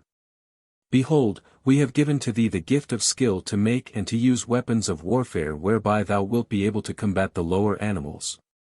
Thus the tiger received strength, and man received the gift of skill. The mother of mankind, when she saw it, told her sons to abstain from using their weapons against one another, but to turn them against the animals only, according to the decree of the blaze. XXIX. Why the goat lives with mankind. In early times the goat lived in the jungle, leading a free and independent life, like all the other animals. The following story gives an account of her flight from the animals to make her dwelling with man. One fine spring day, when the young leaves were sprouting on the forest trees, Ka Blang, the goat, went out in search of food. Her appetite was sharpened by the delicious smell of the spring, which filled the air and the forest, so, not being satisfied with grass, she began to pluck the green leaves from a bush. While she was busy plucking and eating, she was startled to hear the deep growl of the tiger close beside her. The tiger asked her angrily, "What art thou doing there?" Ka Blang was so upset by this sudden interruption, and in such fear of the big and ferocious beast, that she began to tremble from head to foot, so that even her beard shook violently, and she hardly knew what she was doing or saying. In her fright she quavered, "I am eating Kla, a tiger," instead of saying, "I am eating Sla, leaves." The tiger took this answer for insolence and became very angry. He was preparing to spring upon her when he caught sight of her shaking beard, which appeared to him like the tuft of hair on a warrior's lance when it is lifted against an enemy. He thought that Ka Blang must be some powerful and savage beast able to attack him, and he ran away from her in terror. Now Ka Blang, having an ungrateful heart, instead of being thankful for her deliverance, grew discontented with her lot, and began to grumble because she had not been endowed with the strength attributed to her by the tiger. And she went about bewailing her inferiority. One day, in her wanderings, she climbed to the top of an overhanging cliff, and there she lay down to chew the cud, and, as usual, to dwell on her grievances. It happened that the tiger was again prowling in the same vicinity, but when he saw the goat approaching he fled in fear, and hid himself under the very cliff on to which she had climbed. There he lay very still, for fear of betraying his presence to the goat, for he was still under the delusion that she was a formidable and mighty animal. Ka Blang, all unconscious of his presence, began to grumble aloud, saying, "I am the poorest and the weakest of all the beasts, without any means of defense or strength to withstand an attack. I have neither tusks nor claws to make an enemy fear me. It is true that the tiger once ran away from me because he mistook my beard for a sign of strength, but if he had only known the truth he would have killed me on the instant, for even a small dog could kill me if he clutched me by the throat." The tiger, beneath the rock, was listening to every word, and, as he listened, his wrath was greatly kindled to find that he had disgraced himself by running away from such a contemptible creature. And he determined now to avenge himself for that humiliation. He crept stealthily from his hiding place, and, ere she was aware of his approach, Ka Blang was clutched by the throat and killed. In order to restore his prestige, the tiger proclaimed far and wide how he had captured and killed the goat, and after that other tigers and savage beasts began to hunt the goats. And there followed such a general slaughter of goats that they were nearly exterminated. Driven to great extremity, the few remaining goats held a tribal council to consider how to save themselves from the onslaughts of the tigers, but, finding themselves powerless to offer any resistance, they determined to apply to mankind for protection. When they came to him, man said that he could not come to the jungle to defend them, but they must come and live in his village if they wished to be protected by him. So the goats ran away from the jungle forever, and came to live with mankind. XXX. How the ox came to be the servant of man. When mankind first came to live upon the earth, they committed many blunders, for they were ignorant and wasteful, not knowing how to shift for themselves, and having no one to teach them. The deity who was watching their destinies saw their misfortunes and pitied them, for he saw that unless their wastefulness ceased they would perish of want when they multiplied and became numerous in the world. So the deity called to him the ox, who was a strong and patient animal, and sent him as a messenger to mankind, to bless them, and to show them how to prosper. The ox had to travel a long way in the heat, and was much worried by the flies that swarmed round his path and the small insects that clung to his body and sucked his blood. Then a crow alighted on his back and began to peck at the insects, upon which it loved to feed. This eased the ox greatly, and he was very pleased to see the crow, and he told her where he was going, as a messenger from the deity to mankind. The crow was very interested when she heard this, and questioned him minutely about the message he had been sent to deliver. And the ox told her all that he had been commanded to say to mankind, how he was to give them the blessing of the deity and to warn them not to waste the products of the earth lest they died of want. They must learn to be thrifty and careful so that they might live to be old and wise, and they were to boil only sufficient rice for each meal, so as not to waste their food. When the crow heard this she was much disturbed, for she saw that there would be no leavings for the crows if mankind followed these injunctions. So she said to the ox, "Will you repay my kindness to you in destroying the insects that worry you by giving a message like that to mankind to deprive me of my accustomed spoil?" She begged of him to teach mankind to cook much rice always, and to ordain many ceremonies to honor their dead ancestors by offering rice to the gods, so that the crows and the other birds might have abundance to eat. Thus, because she had eased his torments, the ox listened to her words, and when he came to mankind he delivered only part of the message of the deity, and part of the message of the crow. When the time came for the ox to return, a great fear overcame him as he approached the abode of the deity, for he saw that he had greatly trespassed and that the deity would be wrathful. In the hope of obtaining forgiveness, he at once confessed his wrongdoing, how he had been tempted by the crow, and had delivered the wrong message. This confession did not mitigate the anger of the deity, for he arose, and, with great fury, he struck the ox such a blow on the mouth that all his upper teeth fell out, and another blow behind the ribs which made a great hollow there. And he drove the disobedient animal from his presence, to seek pasture and shelter wherever he could find them. After this the ox came back sorrowfully to mankind, and for food and for shelter he offered to become their servant, and, because he was strong and patient, mankind allowed him to become their servant. Ever since he was struck by the deity the ox has had no teeth in the upper jaw, and the hollow behind his ribs remains to this day. It can never be filled up, however much grass and grain he eats, for it is the mark of the fist of the deity. XXXI. The Lost Book. After mankind began to multiply on the earth and had become numerous, and scattered into many regions, they lost much of their knowledge of the laws of God. And in their ignorance they committed many mistakes in their mode of worship, each one worshipping in his own way after his own fancy, without regard to what was proper and acceptable in the sight of God.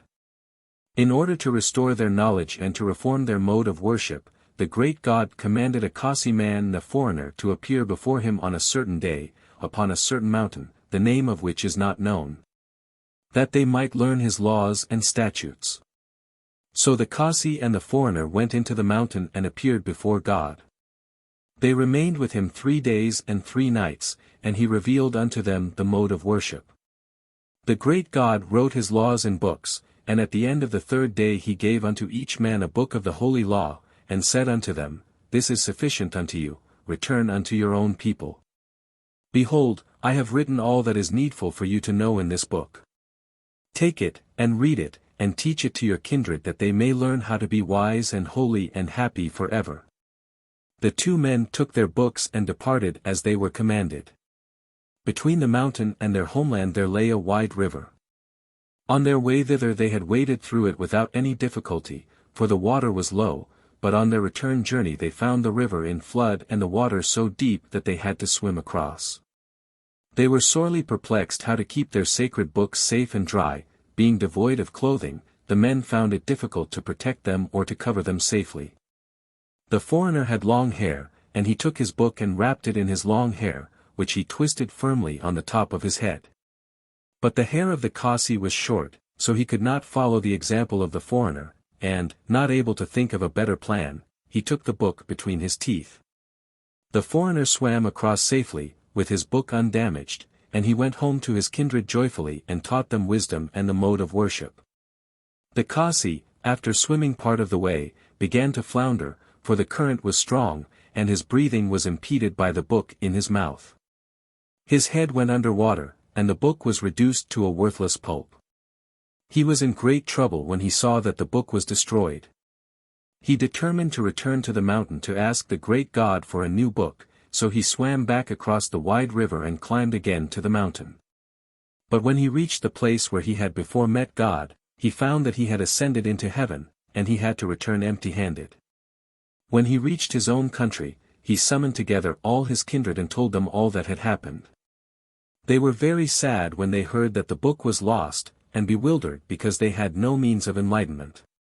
They resolved to call a durbar of all the Khasis to consider how they could carry on their worship in a becoming way and with some uniformity, so as to secure for themselves the three great blessings of humanity: health, wealth, and families. Since that day the Khasis have depended for their knowledge of sacred worship on the traditions that have come down from one generation to the other from their ancestors who sat in the great durbar after the sacred book was lost. While the foreigners learn how to worship from books. XXXI. The Blessing of the Mendicant. Part 1. Once there lived a very poor family, consisting of a father, mother, an only son, and his wife. They were poorer than any of their neighbors, and were never free from want. They seldom got a full meal, and sometimes they had to go without food for a whole day, while their clothes but barely covered their bodies. No matter how hard they worked, or where they went to cultivate, their crops never succeeded like the crops of their fellow cultivators in the same locality. But they were good people, and never grumbled or blamed the gods, neither did they ask alms of any one, but continued to work season after season, contented with their poor fare and their half-empty cooking pots. One day an aged mendicant belonging to a foreign tribe wandered into their village, begging for food at every house and for a night's shelter. But nobody pitied him or gave him food. Last of all, he came to the dwelling of the poor family, where, as usual, they had not enough food to satisfy their own need, yet when they saw the aged beggar standing outside in the cold, their hearts were filled with pity. They invited him to enter, and they shared their scanty meal with him. "Come," they said, "we have but little to give you, it is true, but it is not right to leave a fellow man outside to starve to death." So he lodged with them that night. It happened that the daughter-in-law was absent that night, so that the stranger saw only the parents and their son. A Khasi industry, frying fish in the open air. Next morning, when he was preparing to depart, the mendicant spoke many words of peace and goodwill to the family, and blessed them solemnly, expressing his sympathy with them in their poverty and privation. "You have good hearts," he said, "and have not hesitated to entertain a stranger, and have shared with the poor what you yourselves stood in need of. If you wish, I will show you a way by which you may grow rich and prosperous." They were very glad to hear this, for their long struggle with poverty was becoming harder and harder to bear, and they responded eagerly, saying, "Show us the way." Upon this the mendicant opened a small sack which he carried, and took from it a small live coney, which he handed tenderly to the housewife, saying, "This little animal was given to me years ago by a holy man, who told me that if I killed it and cooked its meat for my food I should grow rich. But by keeping the animal alive for many days I became so fond of it that I could not kill it. Now I am old and weak, the day of my death cannot be far off. At my death perhaps the coney may fall into the hands of unscrupulous persons, so I give it to you who are worthy. Do not keep it alive as I did, otherwise you will not be able to kill it and so will never reap the fruits of the virtue it possesses. When wealth comes to you, beware of its many temptations and continue to live virtuously as at present. He also warned them not to divulge the secret to any one outside the family, or to let any outsiders taste of the magic meat.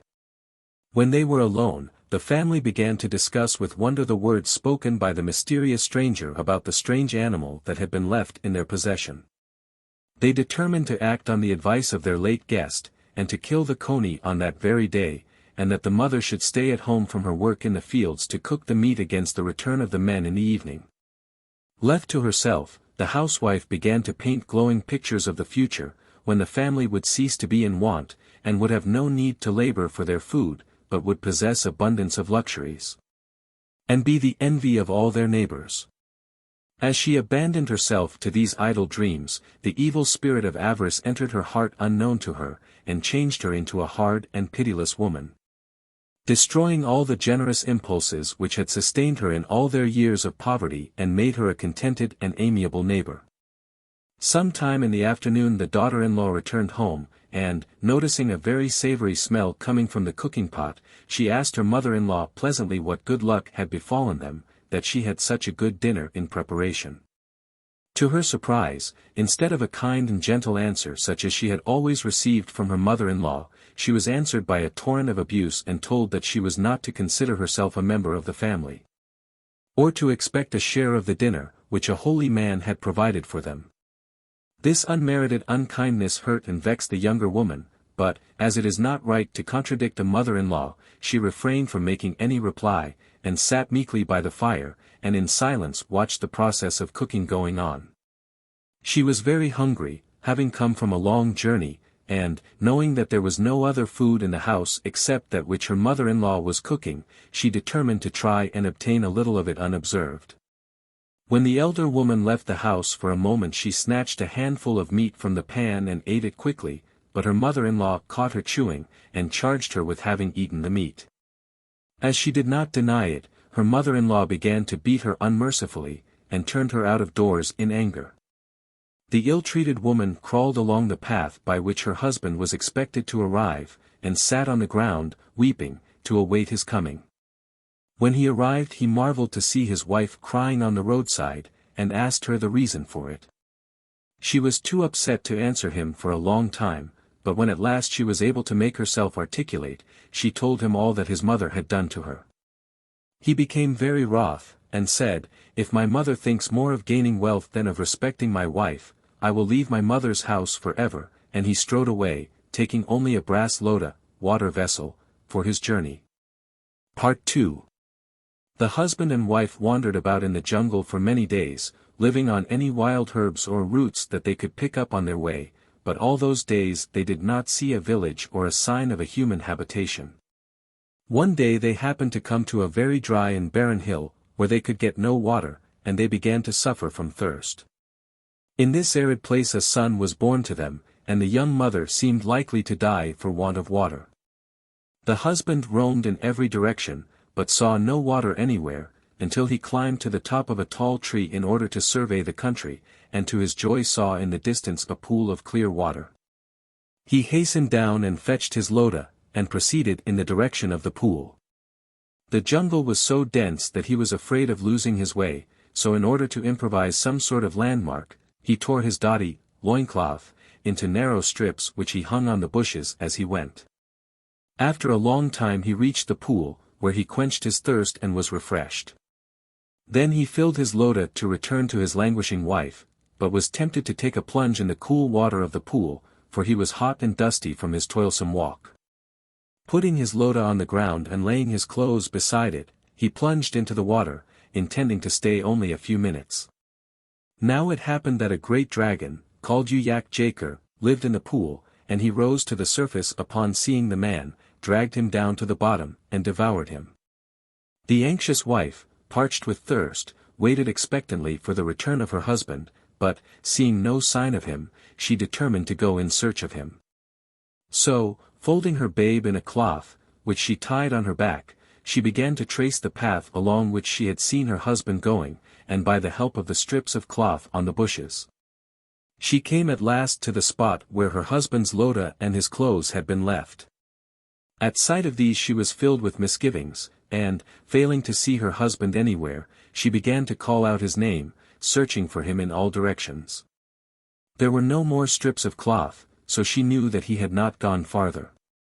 When XXIX heard the woman calling, he came up to the surface of the pool, and seeing she was a woman, and alone, he drew near, intending to force her into the water. For the dragon, who was the most powerful of all the dragons inside the pool, lost his strength whenever he stood on dry land, and could then do no harm to any one. In her confusion and fear on account of her husband, the woman did not take much notice of XXIX when he came, but shouted to him to ask if he had not seen a man passing that way. To which he replied that a man had come, who had been taken to the palace of the king beneath the pool. When she heard this, she knew that they had come to the pool of XXIX, and, looking more closely at the being that had approached her, she saw that he was a dragon. She knew also that XXIX had no strength on dry land, and she lifted her arm with a threatening gesture, upon which he dived into the pool. By these tokens the woman understood that her husband had been killed by the dragon. Taking up the loda and his clothes, she hurried from the fatal spot and beyond the precincts of the dragon's pool, and, after coming to a safe and distant part of the jungle, she threw herself down on the ground in an abandonment of grief. She cried so loud and so bitterly that her babe awoke and cried in sympathy. To her astonishment she saw that his tears turned into lumps of gold as they fell. She knew this to be a token that the blessing of the mendicant, of which her husband had spoken, had rested upon her boy by virtue of the meat she had eaten. This knowledge cheered and comforted her greatly, for she felt less defenseless and lonely in the dreary forest. After refreshing herself with water from the loda, she set out in search of some human habitation, and after a weary search she came at last to a large village, where the Siam, chief, of that region lived, who, seeing that she possessed much gold, permitted her to dwell there. Part 3. The boy was named XVIII, because of the meat which his mother had eaten. The two lived very happily in this village, the mother leading an industrious life, for she did not wish to depend for their living on the gold gained at the expense of her son's tears. Neither did she desire it to become known that he possessed the magic power to convert his tears into gold, so she instructed her boy never to weep in public, and on every occasion when he might be driven to cry, she told him to go into some secret place where nobody could witness the golden tears. And so anxious was she not to give him any avoidable cause of grief that she concealed from him the story of her past sufferings and his father's tragic fate, and hid from sight the brass loda and the clothes she had found by the dragon's pool. XVIII grew up a fine and comely boy, in whom his mother's heart delighted. He was strong of body and quick of intellect, so that none of the village lads could compete with him either at work or at play. Among his companions was the heir apparent of the state, a young lad about his own age, who, by reason of the many accomplishments of XVIII, showed him great friendliness and favor. So that the widow's son was frequently invited to the Siam's house, and was privileged to attend many of the great state functions and durbars.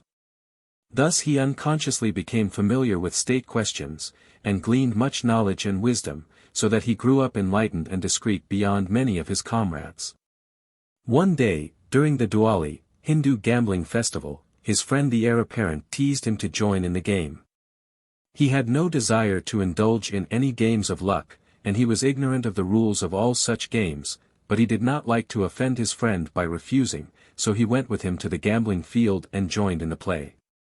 At first the heir apparent, who was initiating him into the game, played for very small stakes, but, to their mutual surprise, XVIII the novice won at every turn. The heir apparent was annoyed at the continual success of his friend, for he himself had been looked upon as the champion player at previous festivals, so, thinking to daunt the spirit of XVIII, he challenged him to risk higher stakes, which, contrary to his expectation, were accepted, and again XVIII won. They played on until at last the heir apparent had staked and lost all his possessions. He grew so reckless that in the end he staked his own right of succession to the throne, and lost. There was great excitement and commotion when it became known that the heir apparent had gambled away his birthright. People left their own games, and from all parts of the field they flocked to where the two young men stood. When the heir apparent saw that the people were unanimous in blaming him for so recklessly throwing away what they considered his divine endowment, he tried to retrieve his character by abusing his opponent. Taunting him with being ignorant of his father's name, and calling him the unlawful son of XXIX, saying that it was by the dragon's aid he had won all the bets on that day. This was a cruel and terrible charge from which XVIII recoiled, but as his mother had never revealed to him her history, he was helpless in face of the taunt, to which he had no answer to give. He stood mute and stunned before the crowd, who, when they saw his dismay, at once concluded that the heir apparent's charges were well founded. They dragged XVIII before the durbar, and accused him of witchcraft before the siyam and his ministers. XVIII, being naturally courageous and resourceful, soon recovered himself, and having absolute confidence in the justice of his cause, he appealed to the durbar for time to procure proofs. Saying that he would give himself up to die at their hands if he failed to substantiate his claim to honor and respectability, and stating that this charge was fabricated by his opponent, who hoped to recover by perfidy what he had lost in fair game. The durbar were perplexed by these conflicting charges, but they were impressed by the temperate and respectful demeanor of the young stranger, in comparison with the flustered and rash conduct of the descendant of their own royal house. So they granted a number of days during which XVIII must procure proofs of his innocence or die. XVIII left the place of durbar, burning with shame and humiliation for the stigma that had been cast upon him and upon his mother, and came sadly to his house. When his mother saw his livid face she knew that some great calamity had befallen him, and pressed him to tell her about it, but the only reply he would give to all her questions was, "Give me a mat, O my mother, give me a mat to lie upon." Whereupon she spread a mat for him on the floor, on which he threw himself down in an abandonment of grief. He wept like one that could never be consoled, and as he wept his tears turned into gold, till the mat on which he lay was covered with lumps of gold, such as could not be counted for their number. Although the mother saw this inexhaustible wealth at her feet she could feel no pleasure in it, owing to her anxiety for her son, who seemed likely to die of grief. After a time she succeeded in calming him, and gradually she drew forth from him the tale of the attack made upon their honor by the heir apparent. She began to upbraid herself bitterly for withholding from him their history, and hastily she went to fetch her husband's clothes and the brass loda which she had concealed for so many years, and, bringing them to her son, she told him all that had happened to her and to his father, from the day on which the foreign mendicant visited their hut to the time of their coming to their present abode. XVIII listened with wonder and pity for the mother who had so bravely borne so many sorrows, concealing all her woes in order to spare him all unnecessary pangs. When the mother finished her tale XVIII stood up and shook himself, and, taking his bow and his quiver, he said, "I must go and kill XXIX, and so avenge my father's death, and vindicate my mother's honor."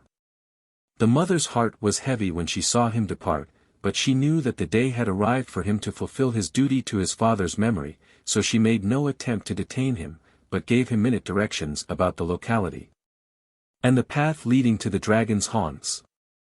Part 4.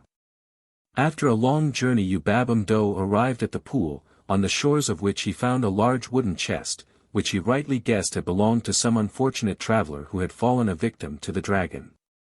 Upon opening the chest he found it full of fine clothes and precious stones, such as are worn only by great princes. These he took and made into a bundle to bring home. Remembering his mother's instructions not to venture into the pool, he did not leave the dry land, although he was hot and tired and longed to bathe in order to refresh himself. He began to call out with a loud voice as if hallooing to some lost companions, and this immediately attracted to the surface XXIX, who, after waiting a while to see if the man would not come to bathe in the pool, came ashore, thinking to lure his prey into the water. But XVIII was on his guard, and did not stir from his place, and when the dragon came within reach he attacked him suddenly and captured him alive. He then bound him with rattan and confined him in the wooden chest. Fortified by his success, and rejoicing in his victory, XVIII took the chest on his shoulders and brought the dragon home alive. Being wishful to enhance the sensation, when the day came for him to make his revelations public in the durbar, he did not inform his mother that he had XXIX confined in the wooden chest. And when she questioned him about the contents of the chest he was silent, promising to let her see it some day. In the meantime he forbade her to open it, on pain of offending him, but he showed her the bundle of silken clothes. The news soon spread through the village that Ubabamdo had come back, and when the people saw him walking with lifted head and steadfast look, the rumor got abroad that he had been successful in his quest for proofs. This rumor caused the heir apparent to tremble for his own safety, and hoping to balk Ubabamdo once more, he persuaded the Siem to postpone the date of the Durbar time after time. Thus Uyak Jaker remained for many days undiscovered, confined in the chest. Now Ubabamdon's mother, being a woman, was burning with curiosity to know the secret of that wooden chest which her son had brought home and around which there appeared so much mystery. One day, when her son was absent, she determined to peep into it to see what was hidden there. Uyak Jaker had overheard all that the mother and son had said to one another, and he knew that the woman was not aware of his identity. As soon as he heard her approaching the chest he quickly transformed himself into the likeness of her dead husband, though he was powerless to break the rattan. The woman was startled beyond speech when she saw, as she thought, her husband alive and almost unchanged, whom she had mourned as dead for so many long years. When she could control her joy she requested him to come out, to partake of food and betel nut, but he replied that although he had by the help of their son escaped from the dragon's stronghold, he was under certain vows which would have to be fulfilled before he could come out, for if he left the chest before the fulfillment of his vow he would fall again into the power of the dragon. The mother began to find fault with her son for having concealed the fact of her husband's rescue from her. But the dragon said that if the son had disclosed the fact to anybody before the fulfillment of the vows it would have committed him into Uyak Jaker's hands. She must beware of letting Ubabamdo know that she had discovered the secret, or both her son and her husband would be lost to her forever, while by judicious help she might bring about his release. Upon hearing this the woman implored him to show her in what way she could assist, and so quicken his release. The wily dragon hoped in this way to bring about the death of Ubabamdo, so he replied that his vow involved drinking a seer of tigress milk, and that he who obtained the milk must not know for whom or for what purpose it was obtained. This was sad news for the woman, for it seemed to her quite impossible to procure tigress milk on any condition. She was even less likely to find anyone willing to risk his life to get it, without knowing for whom and for what purpose, and she wept bitterly. After a time she called to mind the many exploits of her son as a hunter, and she conceived a sudden plan by which she hoped to obtain tigress milk. By and by she heard the footsteps of her son outside, and she hurriedly closed the lid of the chest, and lay on the ground, and feigned sickness, writhing as if in great agony. Ubabamdo was much concerned when he saw his mother, and bent over her with great solicitude. He tried many remedies, but she seemed to grow worse and worse, and he cried out in sorrow, saying, "Tell me, my mother, what remedy will cure you, and I will get it or die. It is written in my Nuzip, Book of Fate, that I shall die of this sickness, unless I drink a seer of tigress milk," said the mother. "I will obtain for you some tigress milk," said the youth, "or die." And, taking his bow and quiver in his father's loda, he went into the forest, asking some neighbors to come and sit with his mother during his absence. When he had been gone some time his mother said she felt better, and requested the neighbors to return to their homes, as she wished to sleep. But as soon as they were out of earshot she got up and prepared a savory meal for him whom she thought her husband. Part 5. Ubabamdo, eager to see his mother healed, walked without halting till he came to a dense and uninhabited part of the forest which he thought might be the haunt of wild beasts, but he could see no trail of tigers. He was about to return home after a fruitless hunt, as he feared to be absent too long from his mother, when he heard loud moans from behind a near thicket. He immediately directed his steps towards the sound, prepared to render what assistance he could to whoever was suffering. To his surprise he found some young tiger cubs, one of whom had swallowed a bone, which had stuck in his throat, and was choking him. Ubabamdo quickly made a pair of pincers from a piece of bamboo, and soon had the bone removed. The cubs were very thankful for the recovery of their brother, and showed their gratitude by purring and licking Ubabamdo's hand, while the cub from whose throat the bone was extracted crouched at his feet. declaring that he would be his attendant forever. Ubabam-do took up his loda and his bow and prepared to depart, but the cubs entreated him to stay until their mother returned, so as to get her permission for the young tiger to follow him. So Ubabam-do stayed with the cubs to await the return of the tigress. Before long the muffled sound of her tread was heard approaching. As she drew near, she sniffed the air suspiciously, and soon detected the presence of a man in her lair. Putting herself in a fighting attitude, she began to growl loudly, saying, human flesh, but the cubs ran to meet her, and told her how a kind man had saved their brother from death. Whereupon she stopped her growling, and, like her cubs, she showed her gratitude to Ubabam-do by purring and licking his hands. The tigress asked him many questions, for it was a rare occurrence for a man to wander so far into the jungle alone. On being told that he had come in search of tigress milk to save his mother's life, she exclaimed eagerly that she knew of a way to give him what he wanted, by which she could in some measure repay him for saving her cub. And she bade him bring his loda and fill it with milk from her dugs. Ubabam-do did as she told him, and obtained abundance of tigress milk, with which he hastened home to his mother, accompanied by the tiger cub. Part 6. Ubabam-do found his mother, on his return, in just the same condition as when he left her, so as soon as he arrived he put the loda of milk into her hand, and said, "Drink, O my mother. I have obtained for you some tigress milk, drink and live." She made a pretense of drinking, but as soon as her son left the house she hurried to the wooden chest, and, handing in the loda, she said, "Drink, my husband. Our son hath obtained the tigress milk, drink and be free from the dragon's power." Uyak-Jaker was vexed to find that Ubabam-do had returned unharmed, and began to think how he could send him on another perilous venture, and he answered the woman plaintively, "To drink tigress milk is only a part of my vow. Before I can be released from the dragon's power I must anoint my body with fresh bear's grease, and he who obtains it for me must not know for whom or for what purpose it is obtained."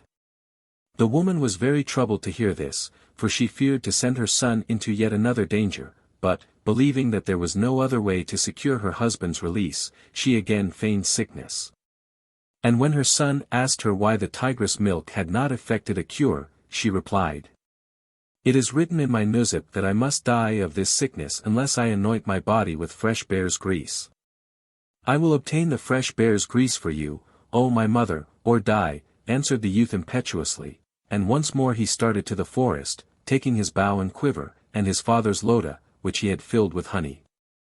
As he was starting off, the tiger cub began to follow him, but Ubabam-do commanded him to stop at home to guard the house, and went alone to the forest.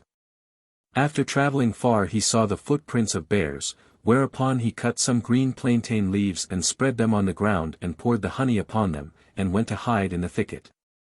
Soon a big bear came and began to eat the honey greedily, and while it was busy feasting, Ubabam-do, from behind the thicket, threw a thong round its throat and captured it alive. Upon this a fierce struggle began. But the bear, finding that the more he struggled the tighter the grip on his throat became, was soon subdued, and was led a safe, though unwilling captive by Ubabam-do out of the jungle. Thus once again the son brought to his mother the remedy which was supposed to be written in her nuzib. When he came in sight of his home, leading the bear by the thong, the tiger cub, on seeing his master, ran to meet him, with the good news that his mother had recovered and had been cooking savory meals for a guest who was staying in the house. This news cheered Ubabam-do greatly, and, fastening the bear to a tree, he hastened to the house to greet his mother, but to his disappointment he found her ill and seemingly in as much pain as ever. Without delay he took a knife and went out to kill the bear, and, filling the loda with grease, he brought it to his mother, saying, "Anoint yourself, O my mother, I have obtained for you the bear's grease, anoint yourself and live." He then went out to seek the tiger cub and punish him for deceiving him about his mother's condition, but the cub declared on oath that he had spoken only the truth, and that his mother had really been entertaining a guest during her son's absence, and seemed to have been in good health, going about her work, and cooking savory meals. Ubabam-do was greatly mystified. He was loath to believe his mother could be capable of any duplicity, and yet the tiger cub seemed to speak the truth.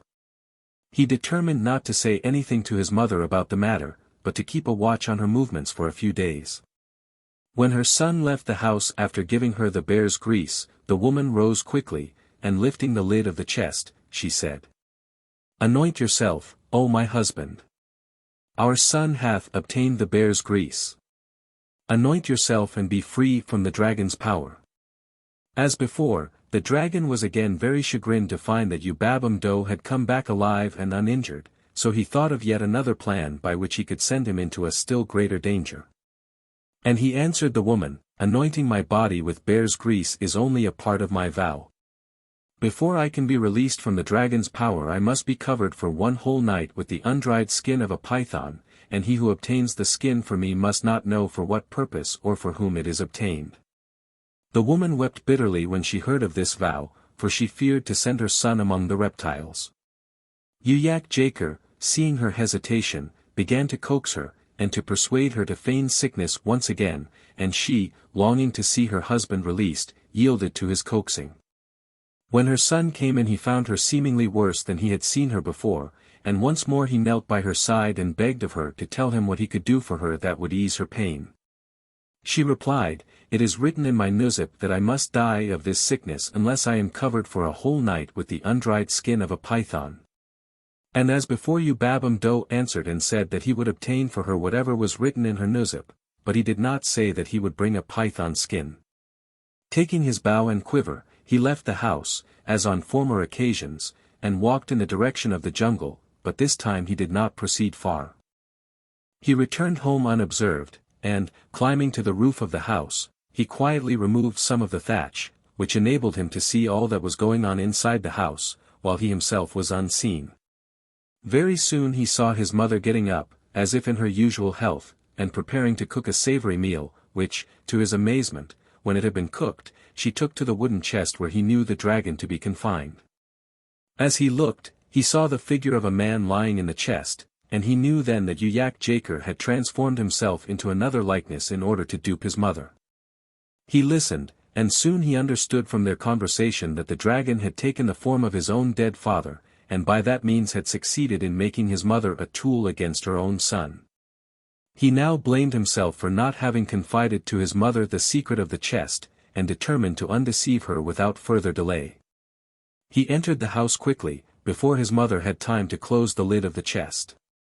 She stood before him flustered and confused, thinking that by her indiscretion she had irrevocably committed her husband to the power of the dragon.